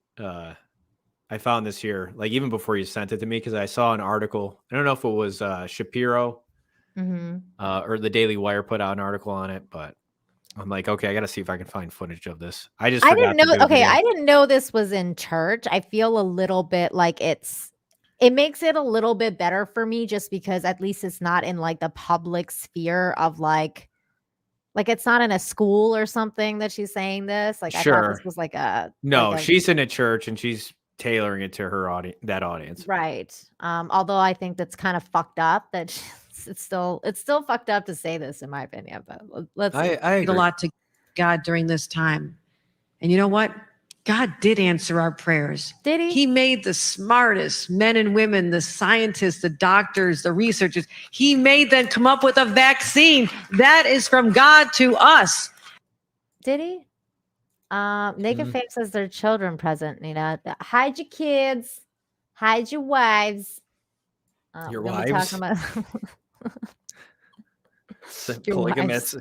Like, I don't know what you're into. We have any Mormon? Yeah, if you have any. Hey, I mean, if that's your thing. I ain't judging. I mean, I didn't. Davina's like God invented the Rona. That's great. That's great. Wait, funny. or was it the devil? Oh God, I can't keep up. Okay, here we go. And we must say thank you, God. Thank you. God, bitch, you're so loud.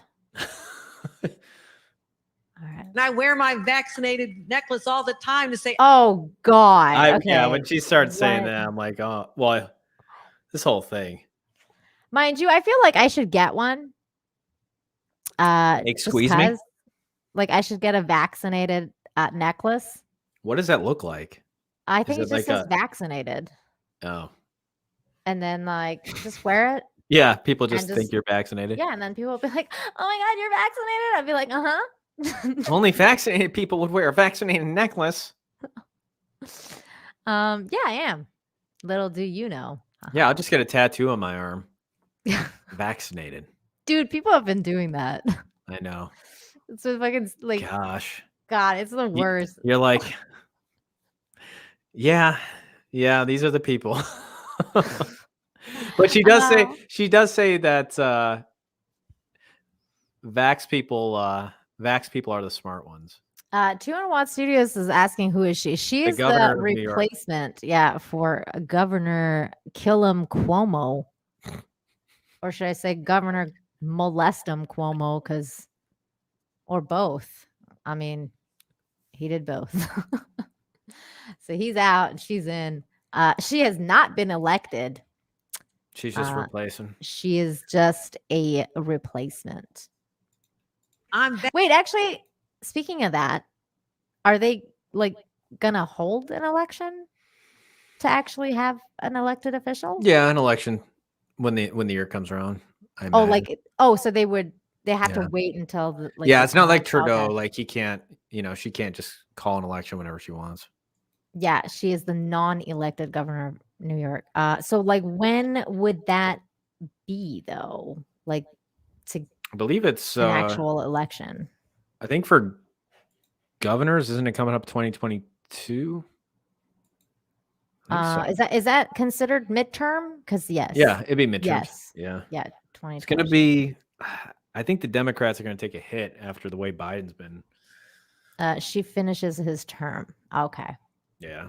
I think that's kind of stupid, personally. Like if you get someone like recalled, or if you get someone just like can't the way keep his hands off of women, and like if he's just not able to complete his job because he's a pervert or because he killed people, I think you should be able to have an election immediately for that region, because it's like extenuating circumstances, right? You can't just replace them with whoever the fuck you want. I mean, he's a Democrat. She's a Democrat. So it's like New York kind of got what they voted for if they want it, a Democrat. So, I mean, the other thing is, do you want to hold election and then bam, hold another election? And, All right. I mean, so there's a I lot of guess money that goes it's a into lot. that It too. takes a lot of money. And That's true. you know me, Citizen I'm says cheap. that's the thing. Both sides are controlled, and that's also true.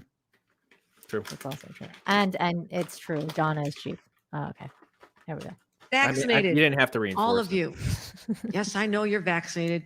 You're the smart ones, but there's people out there who aren't listening to God and what God wants. You know this. You know who they are.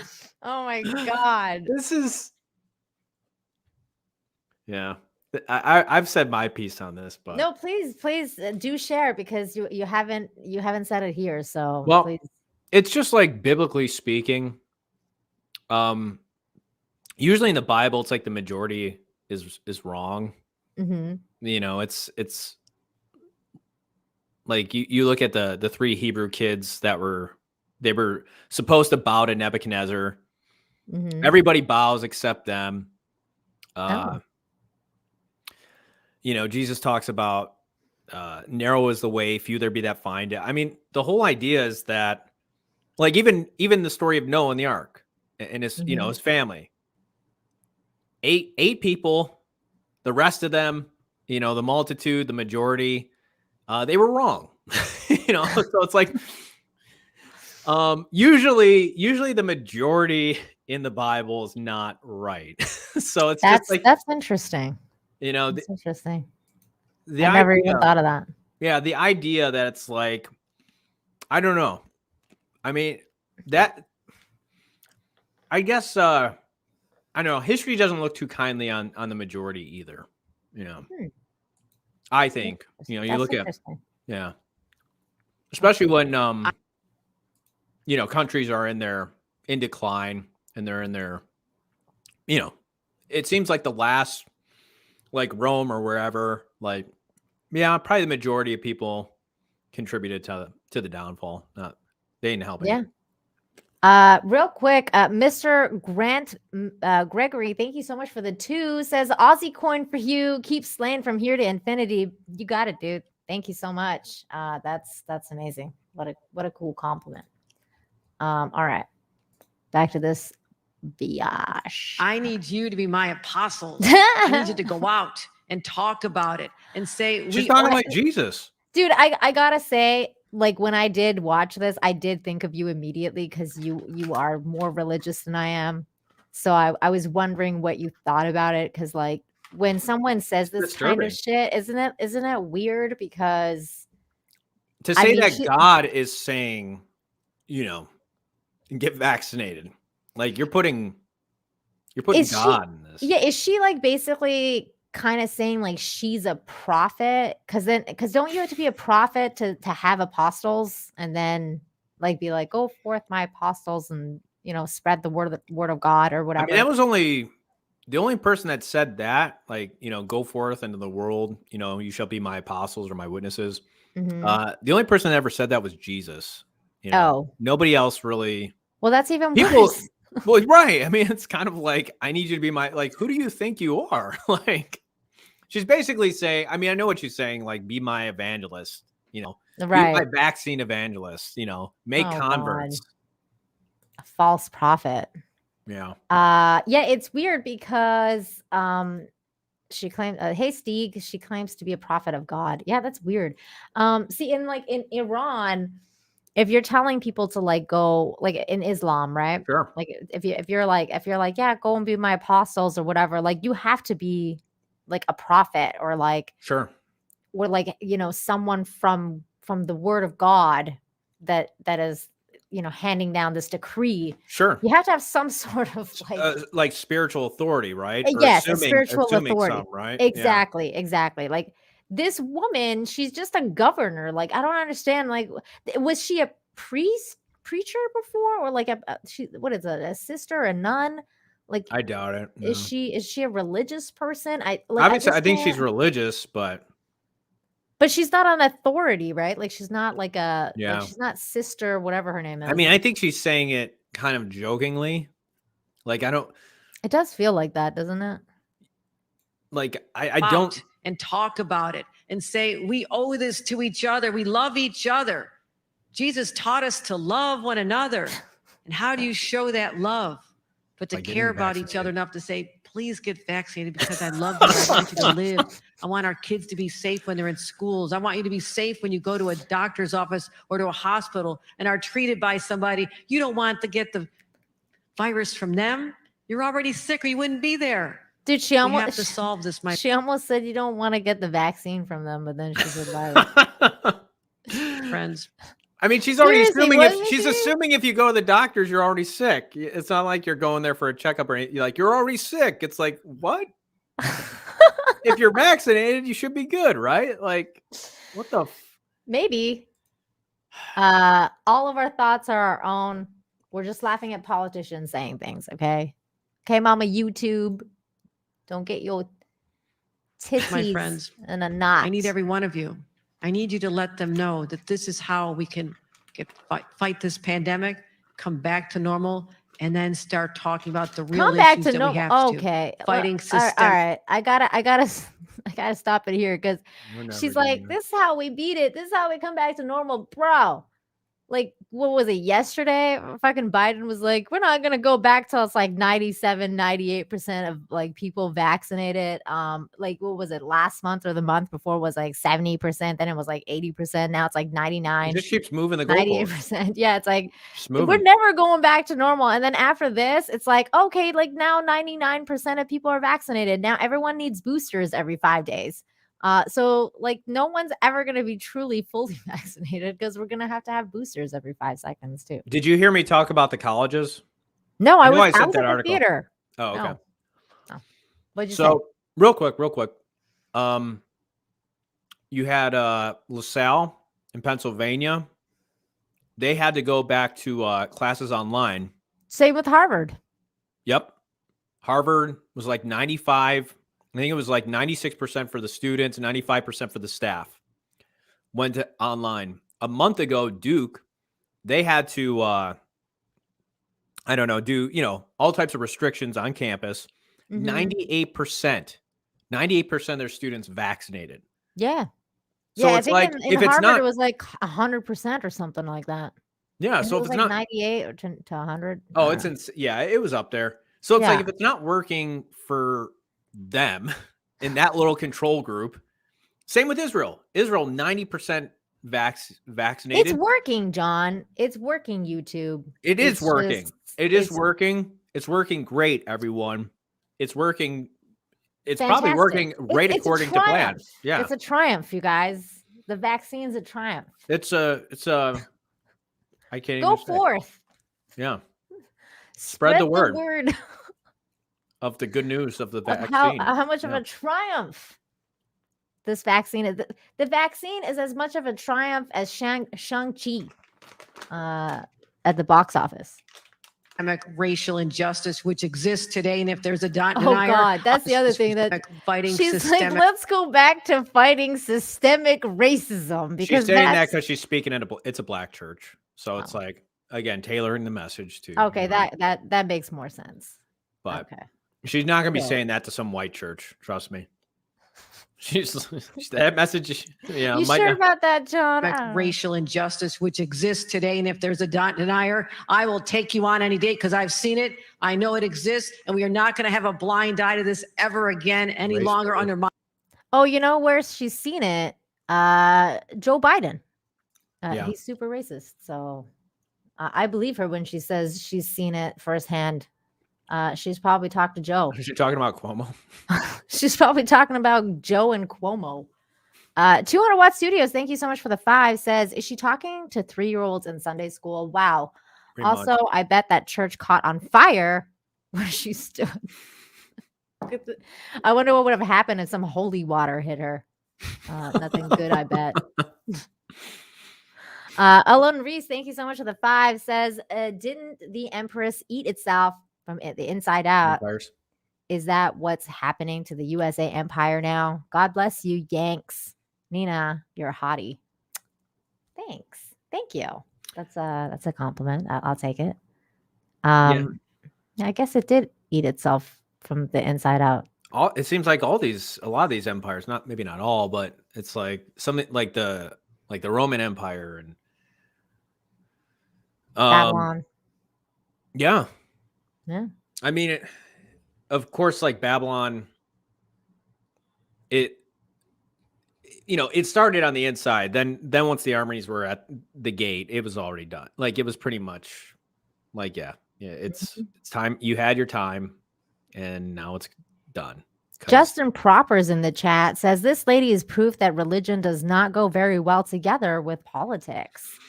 Yeah, Yeah, I agree. yeah, keep that shit away from public schools too. Speaking of that, schools. Did you see that whole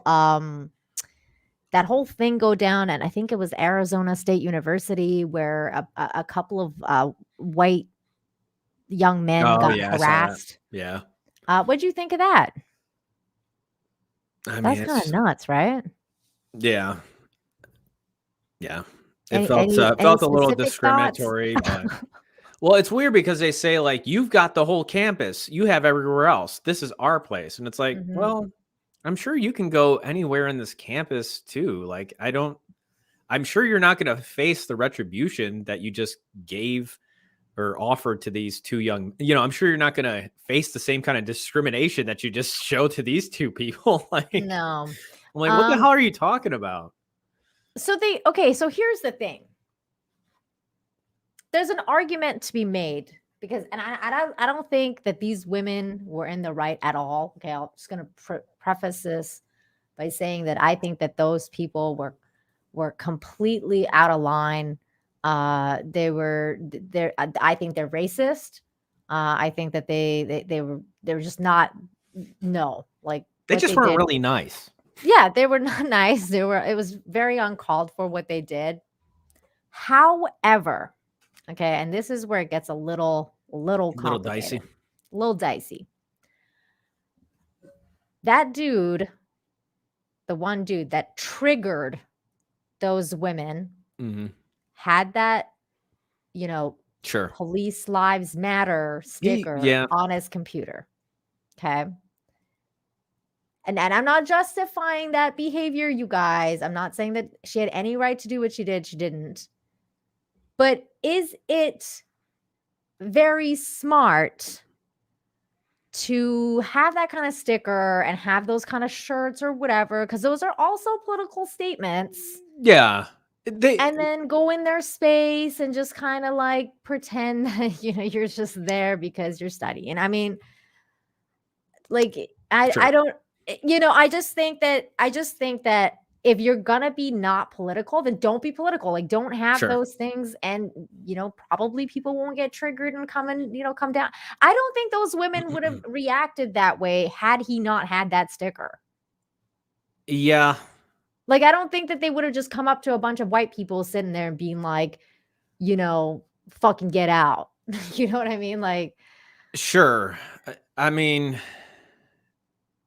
I'm willing. I'd bet money that they wouldn't have really had anything to approach them. Like, what's your argument going to be? Like, you're just exactly. white, Yeah, you're white. Get out. Like, that's gonna look a lot worse. Here's the thing: like, if they had Black Lives Matter Mhm. T-shirts on or something like that, like they would have been fine. completely accepted, right? Yeah, because it would have been accepted. Yeah.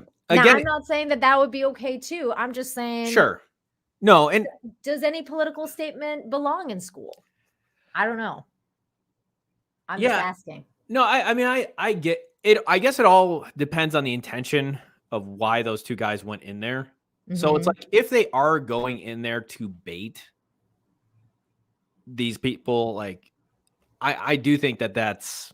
I don't think they did, though. Mind you, I don't think they Yeah. think they went in there to bait. I don't think they did that. I just think that, like, there's a certain, I just think that he happened to have a Police Lives Matter sticker on his Sure. laptop.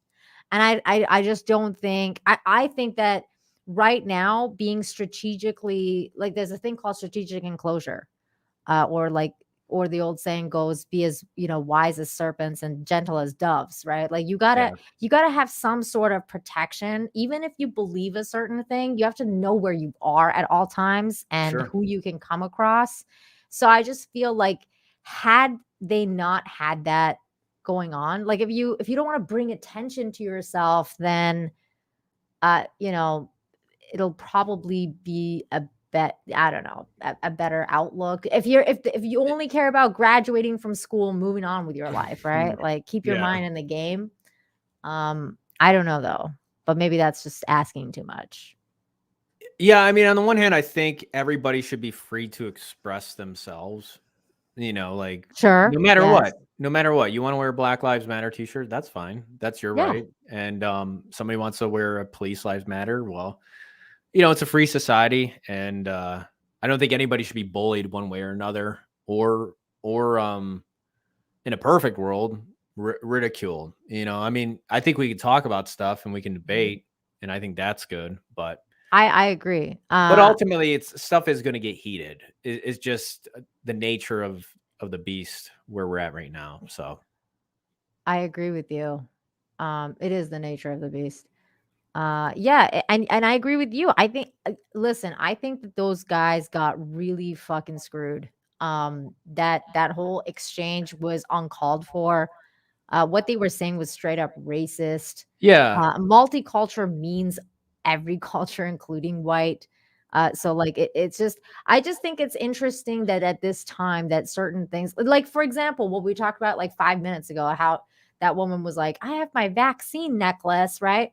There's Yeah. really no difference between that vaccine necklace and that kid's, you know, it's a political statement. it's a political statement, and I that like mean, police lives matter sticker. it's going to be here's the thing, like even if you say it isn't, well, the point is it will be interpreted as a political statement, Exactly. And so you just have to be like, if you are going to do that, you just have to be ready for what's going to come along with that. Exactly. Like the That's thing is, my like, point. if I go outside wearing a Trump hat, Mm-hmm. I'm sure there's going to be a lot of people that A give lot of me looks. a lot of looks, and there's going to be some people that are like, yeah, man, right on. Right. And you're going to be a polarizing. You're just going to be a naturally polarizing yeah, figure. you're gonna get a reaction one way or another. Like either it's gonna be super positive or either it's gonna be super negative. Yeah. And like I mean the MAGA hat is a perfect example because Curb The Your Larry Enthusiasm. David episode. Yeah. Made a great episode about that. Yeah. And that's- Julian, thank you so much for the 5. Says the root word for vaccine is Latin vaca or vacha, I guess. I don't know Wow. how that would be Maybe, pronounced yeah. for cow, as in the golden calf. Sacred cows too, Sacred cows. Yeah, that's interesting. It That's is something to think interesting. about. Food for thought there, Julian. Thank you. Well, I think pharmakia too, that's mentioned in, I think it's, I'll have to look it up, but I think witchcraft is actually interpreted as pharmakia, which is where we get the word pharmacy for. Oh. I think that's That's interesting. Yeah. Tim's talk. Hey, good to see you. And yes, he did have his martinis shaken, not stirred. He did drink. All right. Drink. They did get that right. He did. They did get that right. Sorry, I didn't mean to interrupt you. Were you saying? Oh no, you're fine. I'm just looking up to see if this is true. So I guess, yeah, pharmakia, the use of drugs, potions, spells, or poisoning. Oh. So I guess, like I don't know, perhaps modern witchcraft could be, I don't know, interpreted as, big pharma, right? That's really interesting. Drugs and sorcery. Alone Reese says, let's all make love, not war. Sounds what's good funny? to me. This is what I thought about when I saw that video with Russell Brand talking about the Russia hoax and like the Russian collusion thing. And like in the end of it, like he's just such a hippie where he's like, well, can't we just all love each other and just understand and like blah, blah, blah. And I'm thinking to myself, like, bro, like, that's great and all. I'm such a positive person, so like I get that point of view, but at the same time, there's like the other side that wants to kill you. Like there's a portion of these people that are straight up evil, and they're Yeah. straight up like doing the most evil shit so they can fuck you up. And then you're all like, well, why can't we just get along and just Because not everybody's like you, Russell, unfortunately. yeah. Yeah, I mean that's the difficult thing I think for like, good or decent people to like I thought it wasn't bad. But that's the thing where like decent people can't imagine that kind of evil. You know what I'm saying? Because it's not Yes, they can't see in it. them, right? Like Exactly. it's because they would never do that to somebody, or they would never want something so insidious. They're not capable of it. Yeah, so they don't think that other people are capable of it. And that's where, well, history proves But that's the thing. I feel like Russell Brand projects a lot of that because he was someone that was like really into some like dark shit, and he like quit drugs, and he cleaned himself up, and like he cleaned up his act, and he changed his whole life around. He became a completely different person. And like now I feel like he just projects that onto everyone else. It's like, no, bro, like Fauci's not gonna like, one day wake up and be like, oh, I've seen the error of my ways. No, he's been like, shoot, if this shit ever comes out, I am screwed. Like that's where these people are at. Like they're living in fear of they don't want to get hung. They don't want to get it, No. They don't want to come to the light.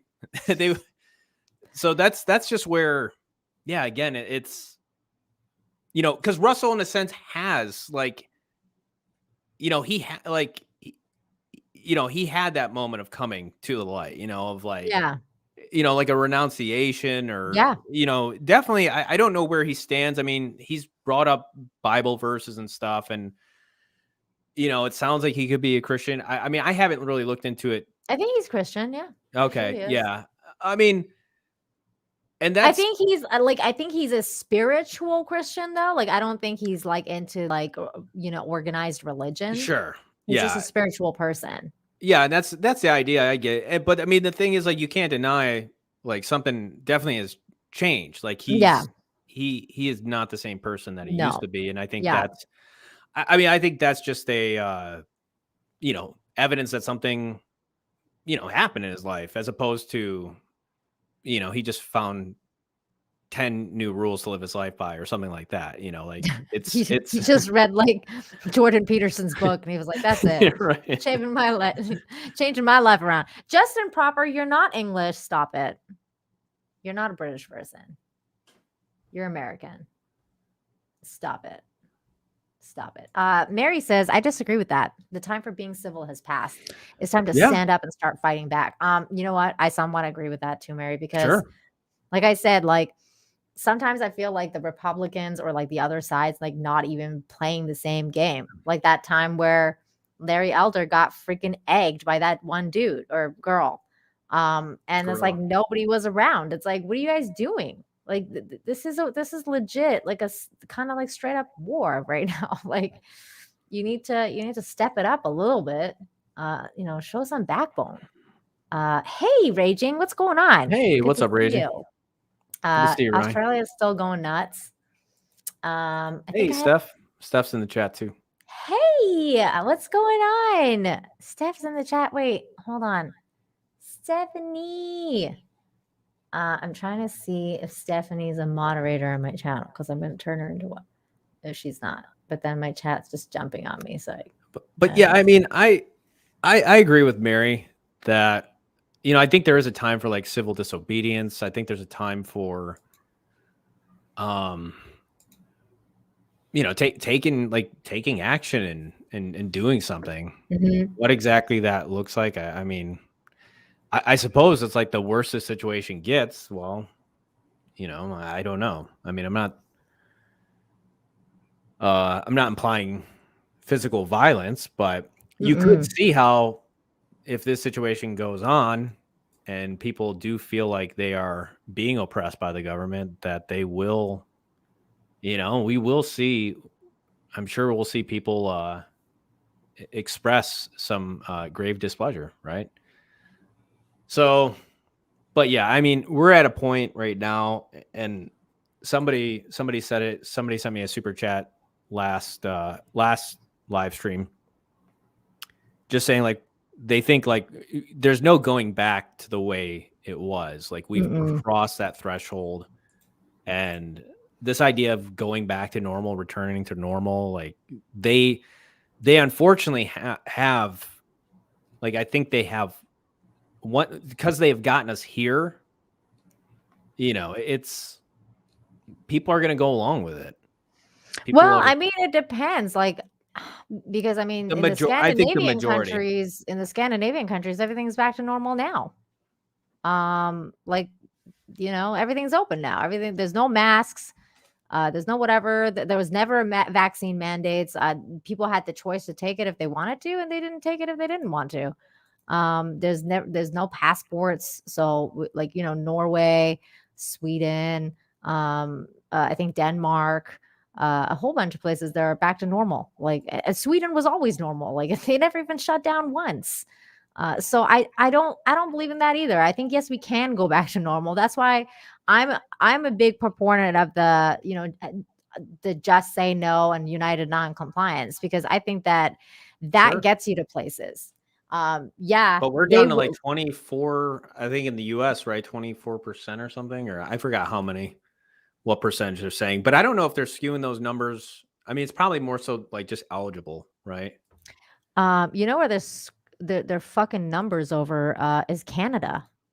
Did you hear about that whole thing? I'm trying to pull that up right now. Did you hear about Trudeau? Did you catch that in my last live stream? He's buying they bought three years worth of boosters. No, I didn't hear about that. Here, I'll bring up the tweet. Let's see if I can find it. Okay, you bring that up while I bring this other one up, because this was freaking crazy to me. The government of Alberta has responded to something, and I thought this was hilarious. Sometimes, I swear to God, like sometimes like life is stranger than fiction. Like some of the stuff happens, and you're like, is this really like happening right now, or is this like something out of a fucking Orwellian nightmare? And it usually becomes like it's like reality, and I'm like, what? How is this reality right now? Oh yeah, we should talk about the NBA players too. That talked about all that good stuff. Yeah. Let's see. I hate when I tweet stuff and then it disappears. All right. Well, share if you want to. You can Let's see. share my screen and. Okay. No, that's not what I'm looking for. Okay, so, yeah, here's Trudeau. Here, I'll just play it. I know you're a big fan of him. I love him. I do too. I mean, man, what a leader! What a great guy. Steph is saying, "What? Congratulations on 150K, John." Oh, thank you, Steph. Appreciate that. I did get. Sorry, it took me a second to get to your super chat from the last live stream, but I did get to it. So thank you so much, Steph. All right. While more and more Canadians are getting vaccinated. Oh, subscribe to My Nerdy Home, by the way. Yes, and Raging Rhino. Yes, both of them. Okay, here's Trudeau. While more and more Canadians are getting vaccinated right now, it's also important to plan ahead for the future. We've reached an agreement with Pfizer for 35 million booster doses for next year and 30 million in the year after. Yay! This deal includes options to add 30 million doses in both 2022 We're saved! And an option for 60 million doses in 2024. Twice as much in 2024.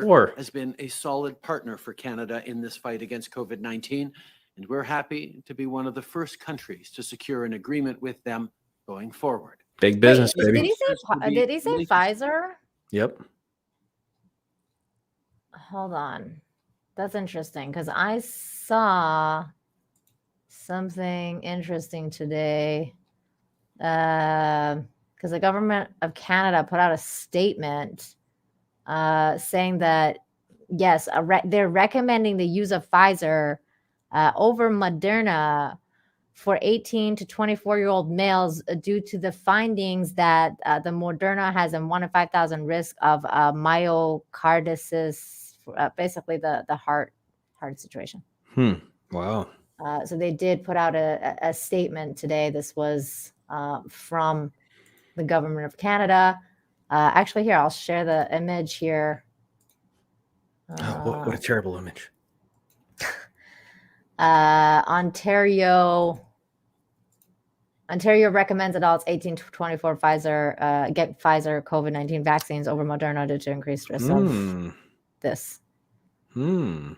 So that's interesting that he straight up came out and was like, we've made a deal with Pfizer. Yeah, for they paying us. For how, yeah, somebody's getting rich. 30 million doses in both 2022, 2023, and an option for 60 million in 2024. Why 60? I mean, isn't the idea that we're getting out of, like, it sounds like this is because it's not over and it's never going to be over. That's their plan. That's the thing where it's like, you see this, it's like we're talking 2024. Like, what about the idea of like, slowing the spread to get back to normal? Like, nah. This should, this should just wake people up. Oh yeah, this was the other thing I wanted to discuss. God, there's so many things I want to talk about.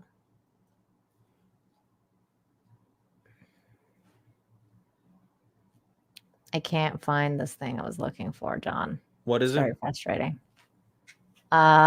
This thing with the Canadian health minister, the Alberta health minister, had some interesting things to say, and it was all caught on video. And then the government of Alberta came and straight up denied it and was like, no, that's not true. Okay, here we go. Naked Fame says Fauci holds the patent to any COVID SARS vaccines developed. I'm pretty sure that's true. Him and Bill Gates. Isn't that a conflict of interest for them to be for Fauci to be the nation's doctor on this? Because he obviously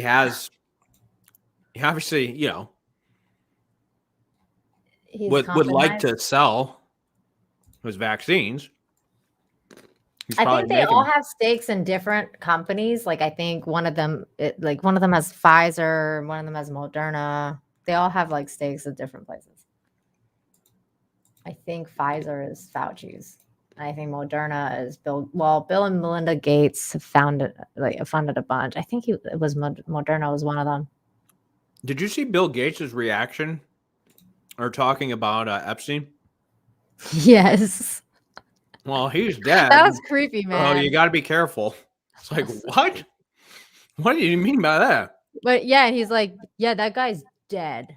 That's why you got to be careful. I was like, dude, like, what the hell? The way he said it, it's like he sent the murderer in that jail. Yeah. So this is what I'm talking about. So like the Alberta government the other night came out and like put Ezra Levant on blast because he came out and said to maintain a mass psychology of panic and fear, Alberta's corrupt public health bureaucrats now automatically count anyone staying home from any illness as a COVID disease. What the hell? Have you seen this? Alberta's top doctor reports on Friday that if you're homesick and you don't have a COVID test, that you're counted in Alberta's COVID What numbers. The hell? There's straight up video of this. Okay, this is not. Wow. This they don't is have like a problem lying.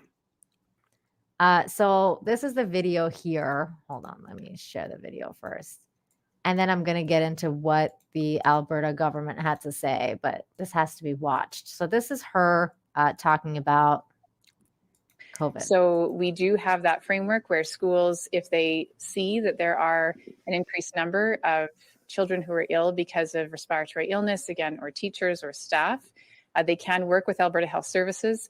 And in some ways, that is adding an additional layer of protection, because if individuals choose to not get tested for COVID but are home with an illness, they're now counted in the list as being part of that outbreak. And so it's less dependent on needing a test to be a part of let's hear that again. Being part of they're now counted individuals choose to not get tested for COVID but are home with an illness. Wow. They're now counted These in the people list are freaking being part of that. terrible. And so By the way, I love her Albertan accent though. Outbreak. They're part of the outbreak. Because that's how we speak over there. We So don't know then, if they have COVID, but we're just gonna say they do. I mean, they did the same shit when they were counting cases. They found ways to jack the numbers up. they did no such thing. The government is always honest. That's and what I loving meant, Nina. and I mean, caring. jack the numbers up in the sense of they didn't do anything wrong with the numbers. No, Why would there's they have done nothing anything? wrong at all. It was all Yeah. all legit. I mean, But the government only cares about the truth and the facts. exactly. Yeah. We love the government here. Yeah, they would never, ever mess with the numbers, for some sort of agenda, ever. At all. So They this is what, love us. yeah, They care so love us. much about us. Look They at don't how want us much to die. Look at how much the government of Alberta loves us. They say this claim is false regarding what Ezra said here. All reported positive COVID-19 cases are confirmed by lab tests. The list is posted each week at alberta.ca, blah, blah, blah. Follow us for accurate information about COVID testing and vaccination. Excuse me for a second. I had to cough. Uh-oh. I know, right? I have COVID. No, I'm sure.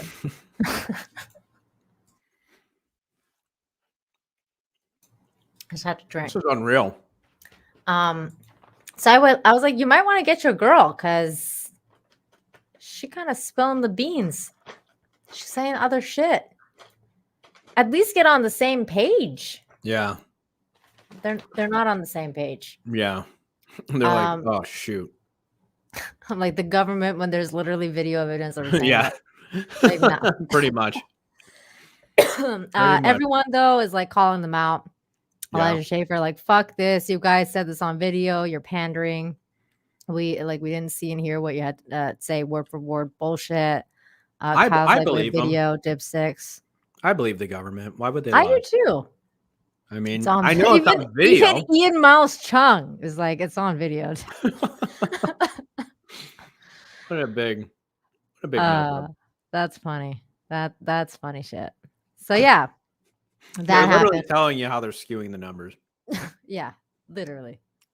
And then the other thing that I just saw as I was going through my Twitter feed that I want to cover before we call it is this thing. I thought we'd lighten the mood a little bit. Divina says, I love Big Brother. All they care about is you. Oh, did Yeah. you hear that Ridley Scott is coming out with Gladiator 2? Really? Yeah, I remember talking about that some time ago. So I actually haven't Weird. read the article. So let's read it together. I just don't like, what's the movie going to be about? I don't know. Didn't the A dude new die at the end? Gladiator? Yeah, they Yeah. both died. So Ridley Scott says Gladiator 2 will be ready to go after Napoleon movie exclusive. There's no stopping Ridley Scott, even at 83. His prolific filmmaking force in 2021 alone, adding The Last Duel and House of Gucci to a career that already spans 5 decades, with stone cold classics like Alien, Blade Runner, and Gladiator, and beyond his 2 new releases yet to arrive this year. Ridley Scott still has his eyes firmly set on what's next, his Napoleon movie kit bag, followed by a long-awaited sequel to The Gladiator. Following his 14th century set epic, The Last Duel, and glamorous Lady Gaga starring House of Gucci arriving in October and November respectively, Scott's focus shifts to kit bag, which tells Napoleon Bonaparte's rise to power. I would actually watch this. That's cool. The Napoleon Bonaparte Yeah, story? that sounds like a cool story. I know Kubrick wanted to do a Napoleon movie, but we need a it didn't Napoleon happen. movie. I don't think I've ever seen a Napoleon movie. Yeah, I don't think so either. Like, I've seen movies with like Napoleon in it, but like not his story. I saw Napoleon Dynamite. God, I love that movie. Gosh. Pedro. Okay. I want to see a Napoleon Dynamite movie. Oh my Napoleon, give me some of your tots. And he just cut the guy's head that off. would be amazing, dude. Give me some of your tots. I'm going Little to war. dirtbag. Napoleon just kills the guy. I'm going to war over the tots. All right. I declare war. I'm sure Napoleon talked like that. Okay, so the thing that really makes Napoleon tick is why he is so much need of Josephine. He says there was a need for each other, and we think, okay, I don't care about this other. I want to know what's going on with. It was a woman. This article says nothing about Gladiator. Oh, okay.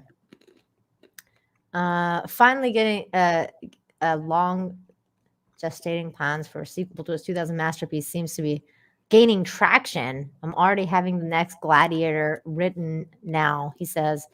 So when I'm done with Napoleon, Gladiator will be ready to go. Okay, well, I mean, that sounds like a while away. That's not. So Joaquin Phoenix is going to be doing the Napoleon Dynamite movie. Or the Napoleon movie, right? Joaquin That Phoenix would've been calls so me up good. and like, did you ever say? What is he really? Well, that's what they were saying. He was cat because I thought he was going to be in the next Gladiator movie, but no, What was he's actually going to be in the Ket Napoleon Bag? movie. Ket It's a Bag? weird title for Napoleon. Yeah, I mean, what a weird move. What a weird I mean, name. I don't know. Was that his nickname? I don't know. Was it Kit Maybe. Bag? What the fuck is Kit Bag? I guess we'll find out. Maybe it's I like mean, I put maybe it's like Kit Bag Rosebud and on Citizen Kane. Google and it says retail company. There's a company called so Kit Bag movie. What is it? They Oh should my just God, call it. you're right. Joaquin Phoenix is Napoleon. That's what you read in the article. Wow. I didn't even fucking read the article myself. I didn't retain any information. So okay. Is it the same girl from Napoleon? No, gosh. Oh, can you imagine? No, the same girl from Gladiator. Jodie, is that Jodie Comer? It is. Wow. It is. That's weird. Joaquin Phoenix is not short enough to be Napoleon. Napoleon was super short. Just put a bunch of tall people around him, like really tall. That's true. Height 1.73 meters. That's weird. The fuck does that mean? I go by inches. What is that? So 2 meters would be 6 feet, right? Oh, is it? See, that's way This too is tall. 3 feet. Napoleon was like, what was he, like 4 foot something? No, he was probably like 5 something. Maybe like 5'3", I can imagine. That's how tall I am, 5'3". Well, I mean, he was a short guy, right? Let's see, how short was Napoleon? It was 1.68 meters. What the fuck does that mean? Times it by 3. Oh. Here, I'll times it. You said, what was it? 1.68. Okay. 5'6", 5'7"-ish? 5.04. 5.04. So he was shorter than me. Yeah, Damn. he's probably like 5, maybe nearly 5'1", right? Yeah, like I right? believe 5'1". Damn, dude. No wonder that guy had issues. Yeah. He's tiny. Tiny dude. Okay, one more thing. I wonder if George Costanza will. Well, I guess we already know. I wonder what crazy thing like Joaquin Phoenix will do to, because he lost all that weight for Joker. Mm-hmm. So what extremes will he go to become, to lose about 6 inches or so? Yeah, what is he gonna do? Is he gonna get surgery? By the way, Nerderotic said calling it now. It's called Gladiator. That's funny. That's funny. Okay, so this was the last thing I want to show before we call it. Apex Comics said Elijah Wood as Napoleon. See, I think that would be better. I actually think that would be better because I think Mhm. he's short. He's a shorty. Yeah, but he's kind of. And he looks kind of nuts. I think Phoenix is he's gonna have to put on some weight too, so he's gonna get fat because that's gonna make him look stubbier. Then you put a bunch of like women that are like 5'8" around him, or no, you probably got to put women that are over 6 feet around him. But anyways, Yeah, probably. Female gladiator. give this man an award. This was fucked up. He makes it look easy.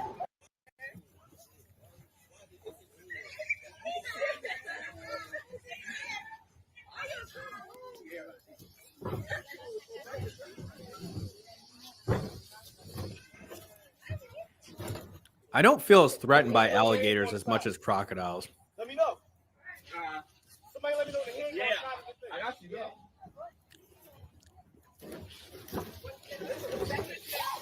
I feel threatened by both. That's fucked up. I mean, if I was walking outside, I see this, alligator out like. Holy shit, dude. Right there, he's in good shape. That sucker's probably not, especially moving around, See, that's the thing, too, is that, okay, two things with this. One, they can climb out. Like, they know how to climb. I've seen that shit climb fences. Oh, sure. The other thing is, like, right around that time where, like, he finally puts it in the garbage, like, he's, like, right around here, right? Like, this thing could have booted, like, on this side. Yeah. And then, bam, your leg's gone. Well, yeah, I mean, hopefully you're just fast enough to maneuver around. Like, you do have the can to work with, I guess, but they're quick, man. I mean, They're real quick. I mean, this one was a stupid one because this should have just gone for that guy's leg. Yeah. Chomp. One chomp, he's done. He outsmarted the alligator. He did. He's kind of cornering him there. I mean, all this alligator needs to do. Shoot it. This freaking crazy, man. This some Florida man shit for sure. Yeah. I'm sure somebody's criticizing the socks with the sandals. Or do you think in this case, it's just like he just had to throw them on real quick? Probably. Yeah. So I don't think he's gonna. Although I've seen Jay drunk 3PO wears fucking like socks with sandals. I used to do that. Fucking Jeremy does it too. Yeah. DJ Cobra. He looks like a grandpa with those. I mean, it's definitely I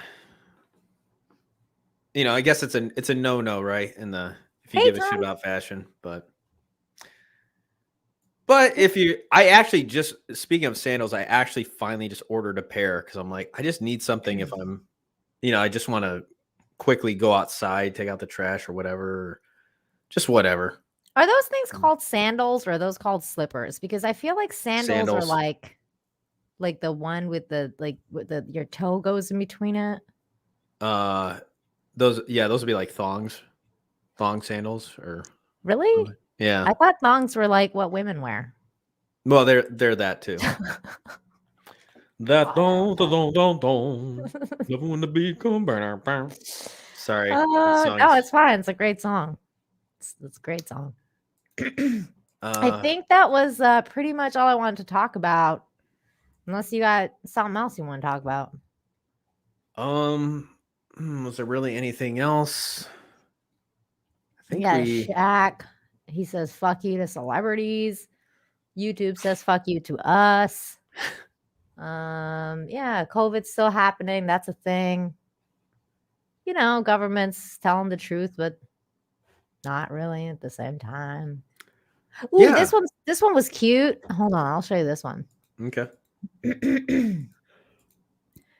Better than anything I've seen from like Disney Star Wars. Oh, I saw this. Cute. Yeah, whoever did this did a pretty good job. I wonder if I'm gonna get claimed on this though. I just Maybe. stop it periodically. Yeah, or mute it. Let's just mute it. Yeah, stop motion is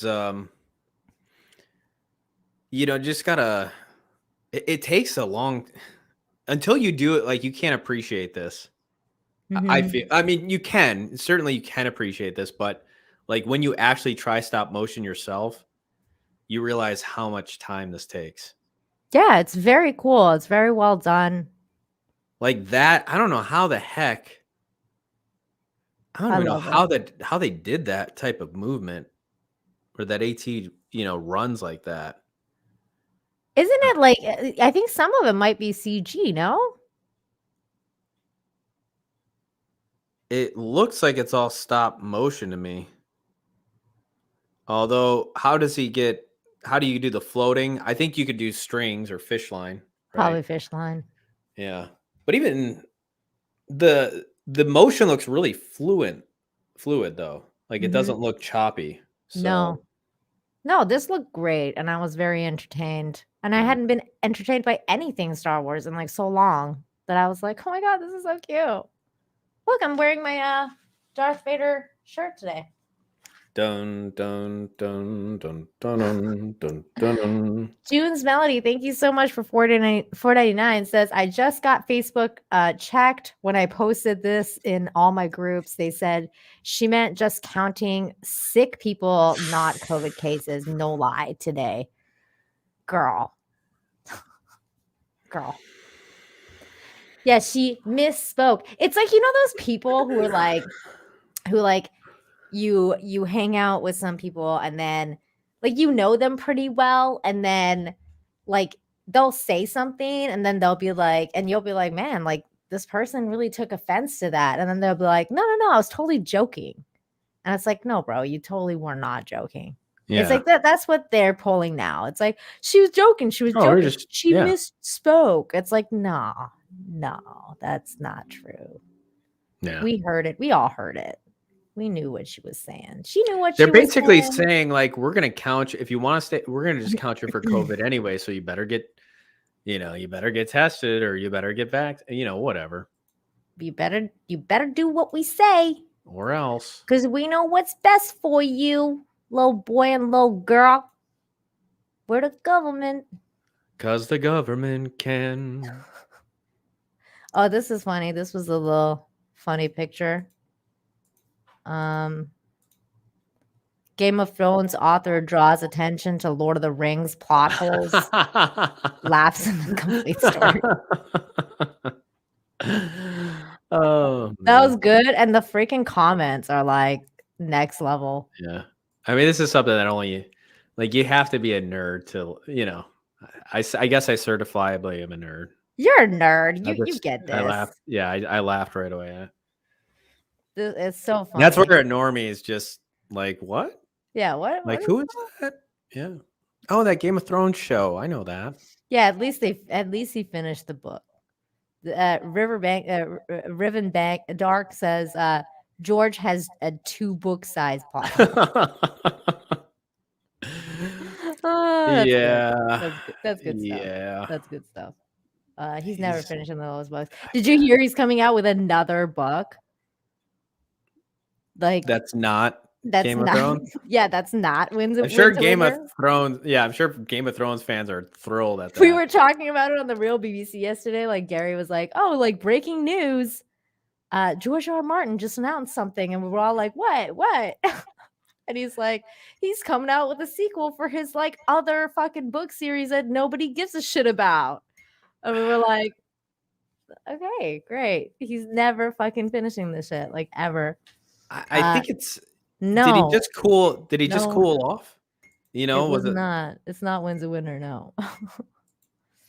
Did he just cool off? Like, You know what I'm saying? Like he was just so far. Like he had every intention to get back to it, but it was just like I think it's spent too long away from it. I think it's partly that, and I think it's partly like I don't think he like I think that he I think he actually got did rich. plan to make it that very similar to the Game of Thrones ending that we got. And I think that the reception that received was like he was like, oh shit, now I gotta redo this. And then like he's like now trying to figure out how to An create an alternative ending. ending. Yeah, like that would satisfy everyone, but at the same time, like still, covers all his plot holes and all the things that he has to tie up and everything like that. Yeah. And I don't know if he's gonna be able to do it. He might be able to do like one book, but he's sure as hell not gonna finish A Dream of Spring. Like there's no way that book's ever getting released. Yeah, I guess it's tough when you feel like the story's completed, even if it's like he's got to feel like he's just going through the motions if it's already been done in one form. I don't know. That would be, I suppose it would be demotivating to do it, but plus he's probably made so much money with HBO and all the rights that, and he's still making money now. right. Yeah. I'm just saying, like, the book in comparison probably isn't even going to pay nearly as much, nearly as much as what HBO is paid. So it's like, you don't think so? I think it will. well, Worldwide granted, sales. well, let's find out how much what was his most popular book? I don't know. Probably the first one. Tale of Ice. Was it Tale of Ice and Fire? Or That's now I'm revealing how much I don't know. no, that's the whole thing. The Tale of Ice and Fire is the first, like the collection. All right, I'll just say how much did he make from the Game of Thrones books? Because if you are, and definitely he is in like that bestseller territory, but really people don't make squat from writing books. Like 99% of people, like it's You're only right. A Song of Ice and Fire was the first one. okay. So his HBO per season paycheck was 15 million. So he made 15 million per season. Per season? Yeah. Damn. Okay. Which means he has earned 200 million in total from Game of Thrones alone. So that's just from the show. So how much did the Game of Thrones books make? George's books reached a wider audience with the success of Game of Thrones. According to Celebrity Net Worth, the TV show and book sales helped the author to earn around 25 million. Well, I just want to know the book sales, for crying out loud. And that's not even anywhere close to what he really made. It said he made like 200 million from the show. Yeah, I don't know. I feel like the books would have made a lot, like at least as much, maybe if not more, because. Well, he definitely made money off the book. Like, how much did the first Game of Thrones book make? 12 million in 2014. It says the books have sold 90 million copies worldwide as of April 2019. Okay. But in terms of like what he actually sees from that, he just sees, I don't know, he might see like $3, depending on what he negotiated, his contract with the publisher. He's not making all of that entire book sale, right? It says, in one side, it says George books reach a wider audience of the success of Game of Thrones. According to a Celebrity Net Worth, the television show and book sales helped the author to earn around 25 million a year. Wow. So that's including the books. Okay. So his books might be making him 10 million. I mean, the thing is, his books are still selling. Like, they're probably a perennial seller in that sense, so now like the hunger is probably just not there when you got that much money rolling in. I don't know. Yeah, I don't think he's gonna finish it. I don't think he's gonna do it either. I just don't. I've been over it. I've been over it for a long time. The only person I know that still has hope is Jane Theory. And Scott, Sporting Wow. News. Talk about faith. I think Stieg is still Man. hanging on. Wow.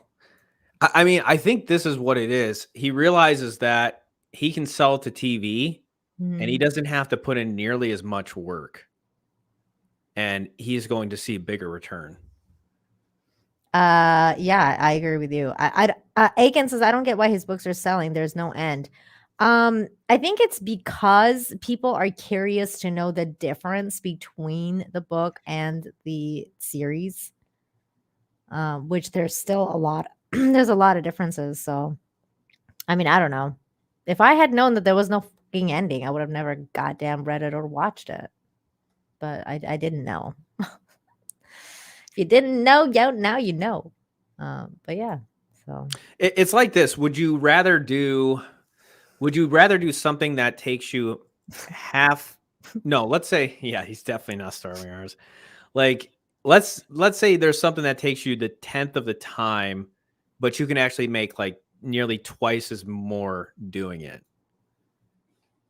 Like, of course, you're going to probably, you're going to do the thing that makes you more money because the reward is just bigger.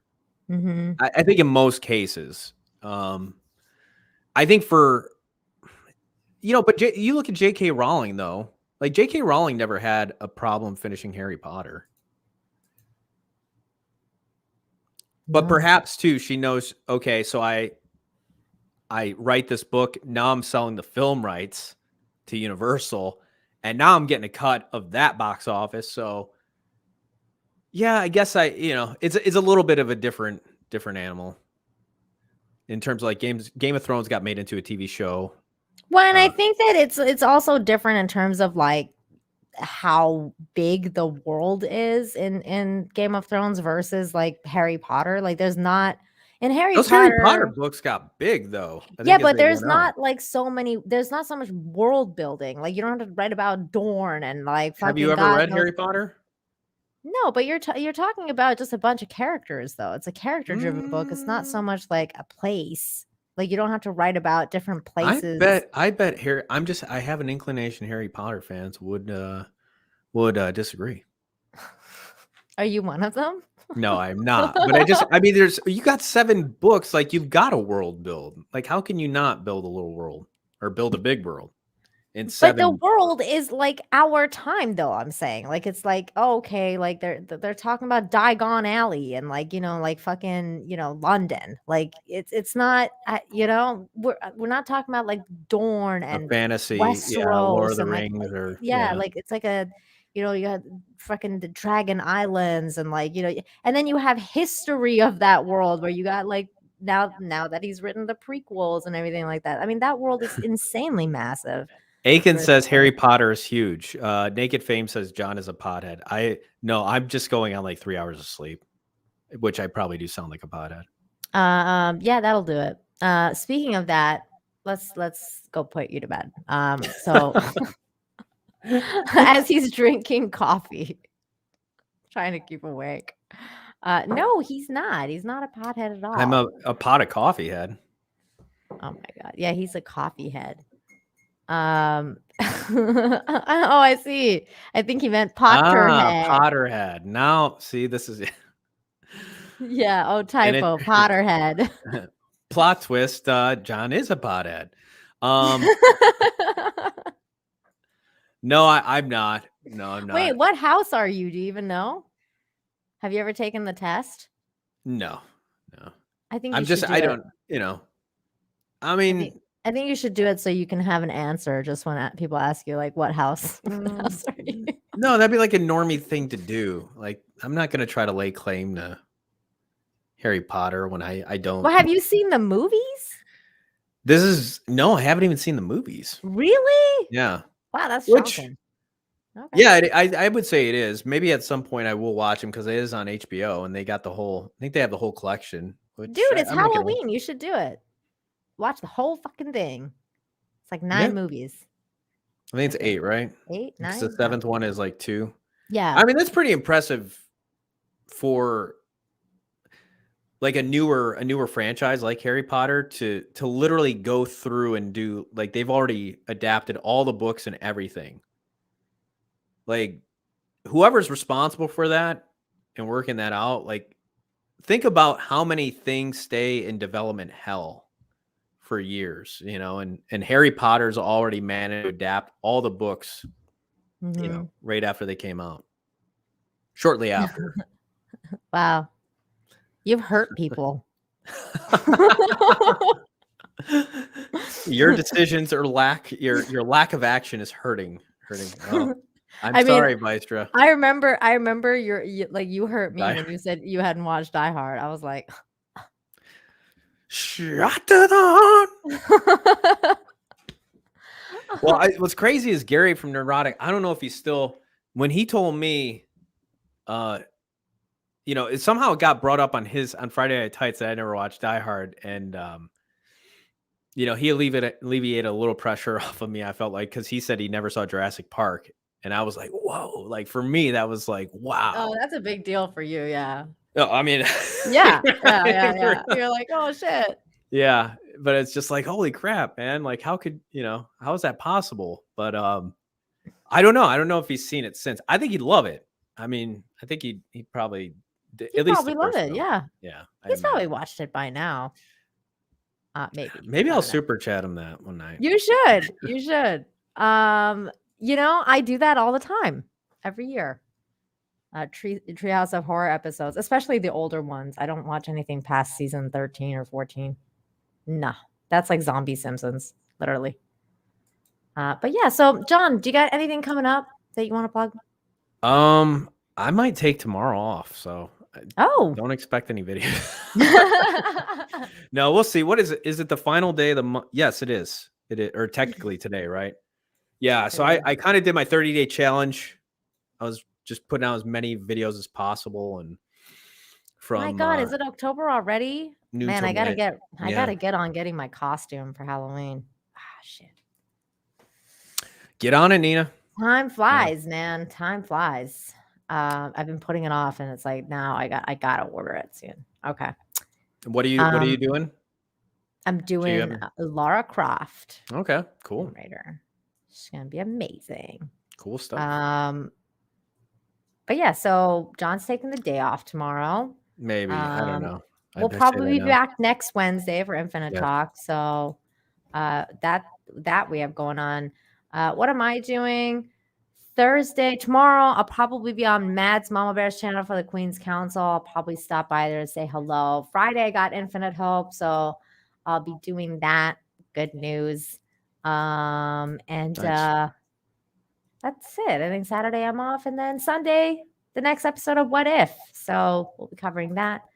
So yeah, just follow me on Twitter. Follow John. All the links are in the description down below. So make sure you guys are always subscribed. And also John's second channel, make sure you subscribe to that as well, which is again in the description. So yeah, check all of that out. Thank you guys all so much for hanging out with us tonight. Thank you, Nina. Yeah, thank you. Thank you for hanging out tonight. We will see you guys all next week. Fame. Yeah, thank you. For 5 says, when you buy some vegetables to be healthy and then they get soggy and gross. I've had that happen a couple times. Cookies don't do that. Great stream. Heart you both. Oh, I love you too, Naked Fame. Thank you. I love cookies.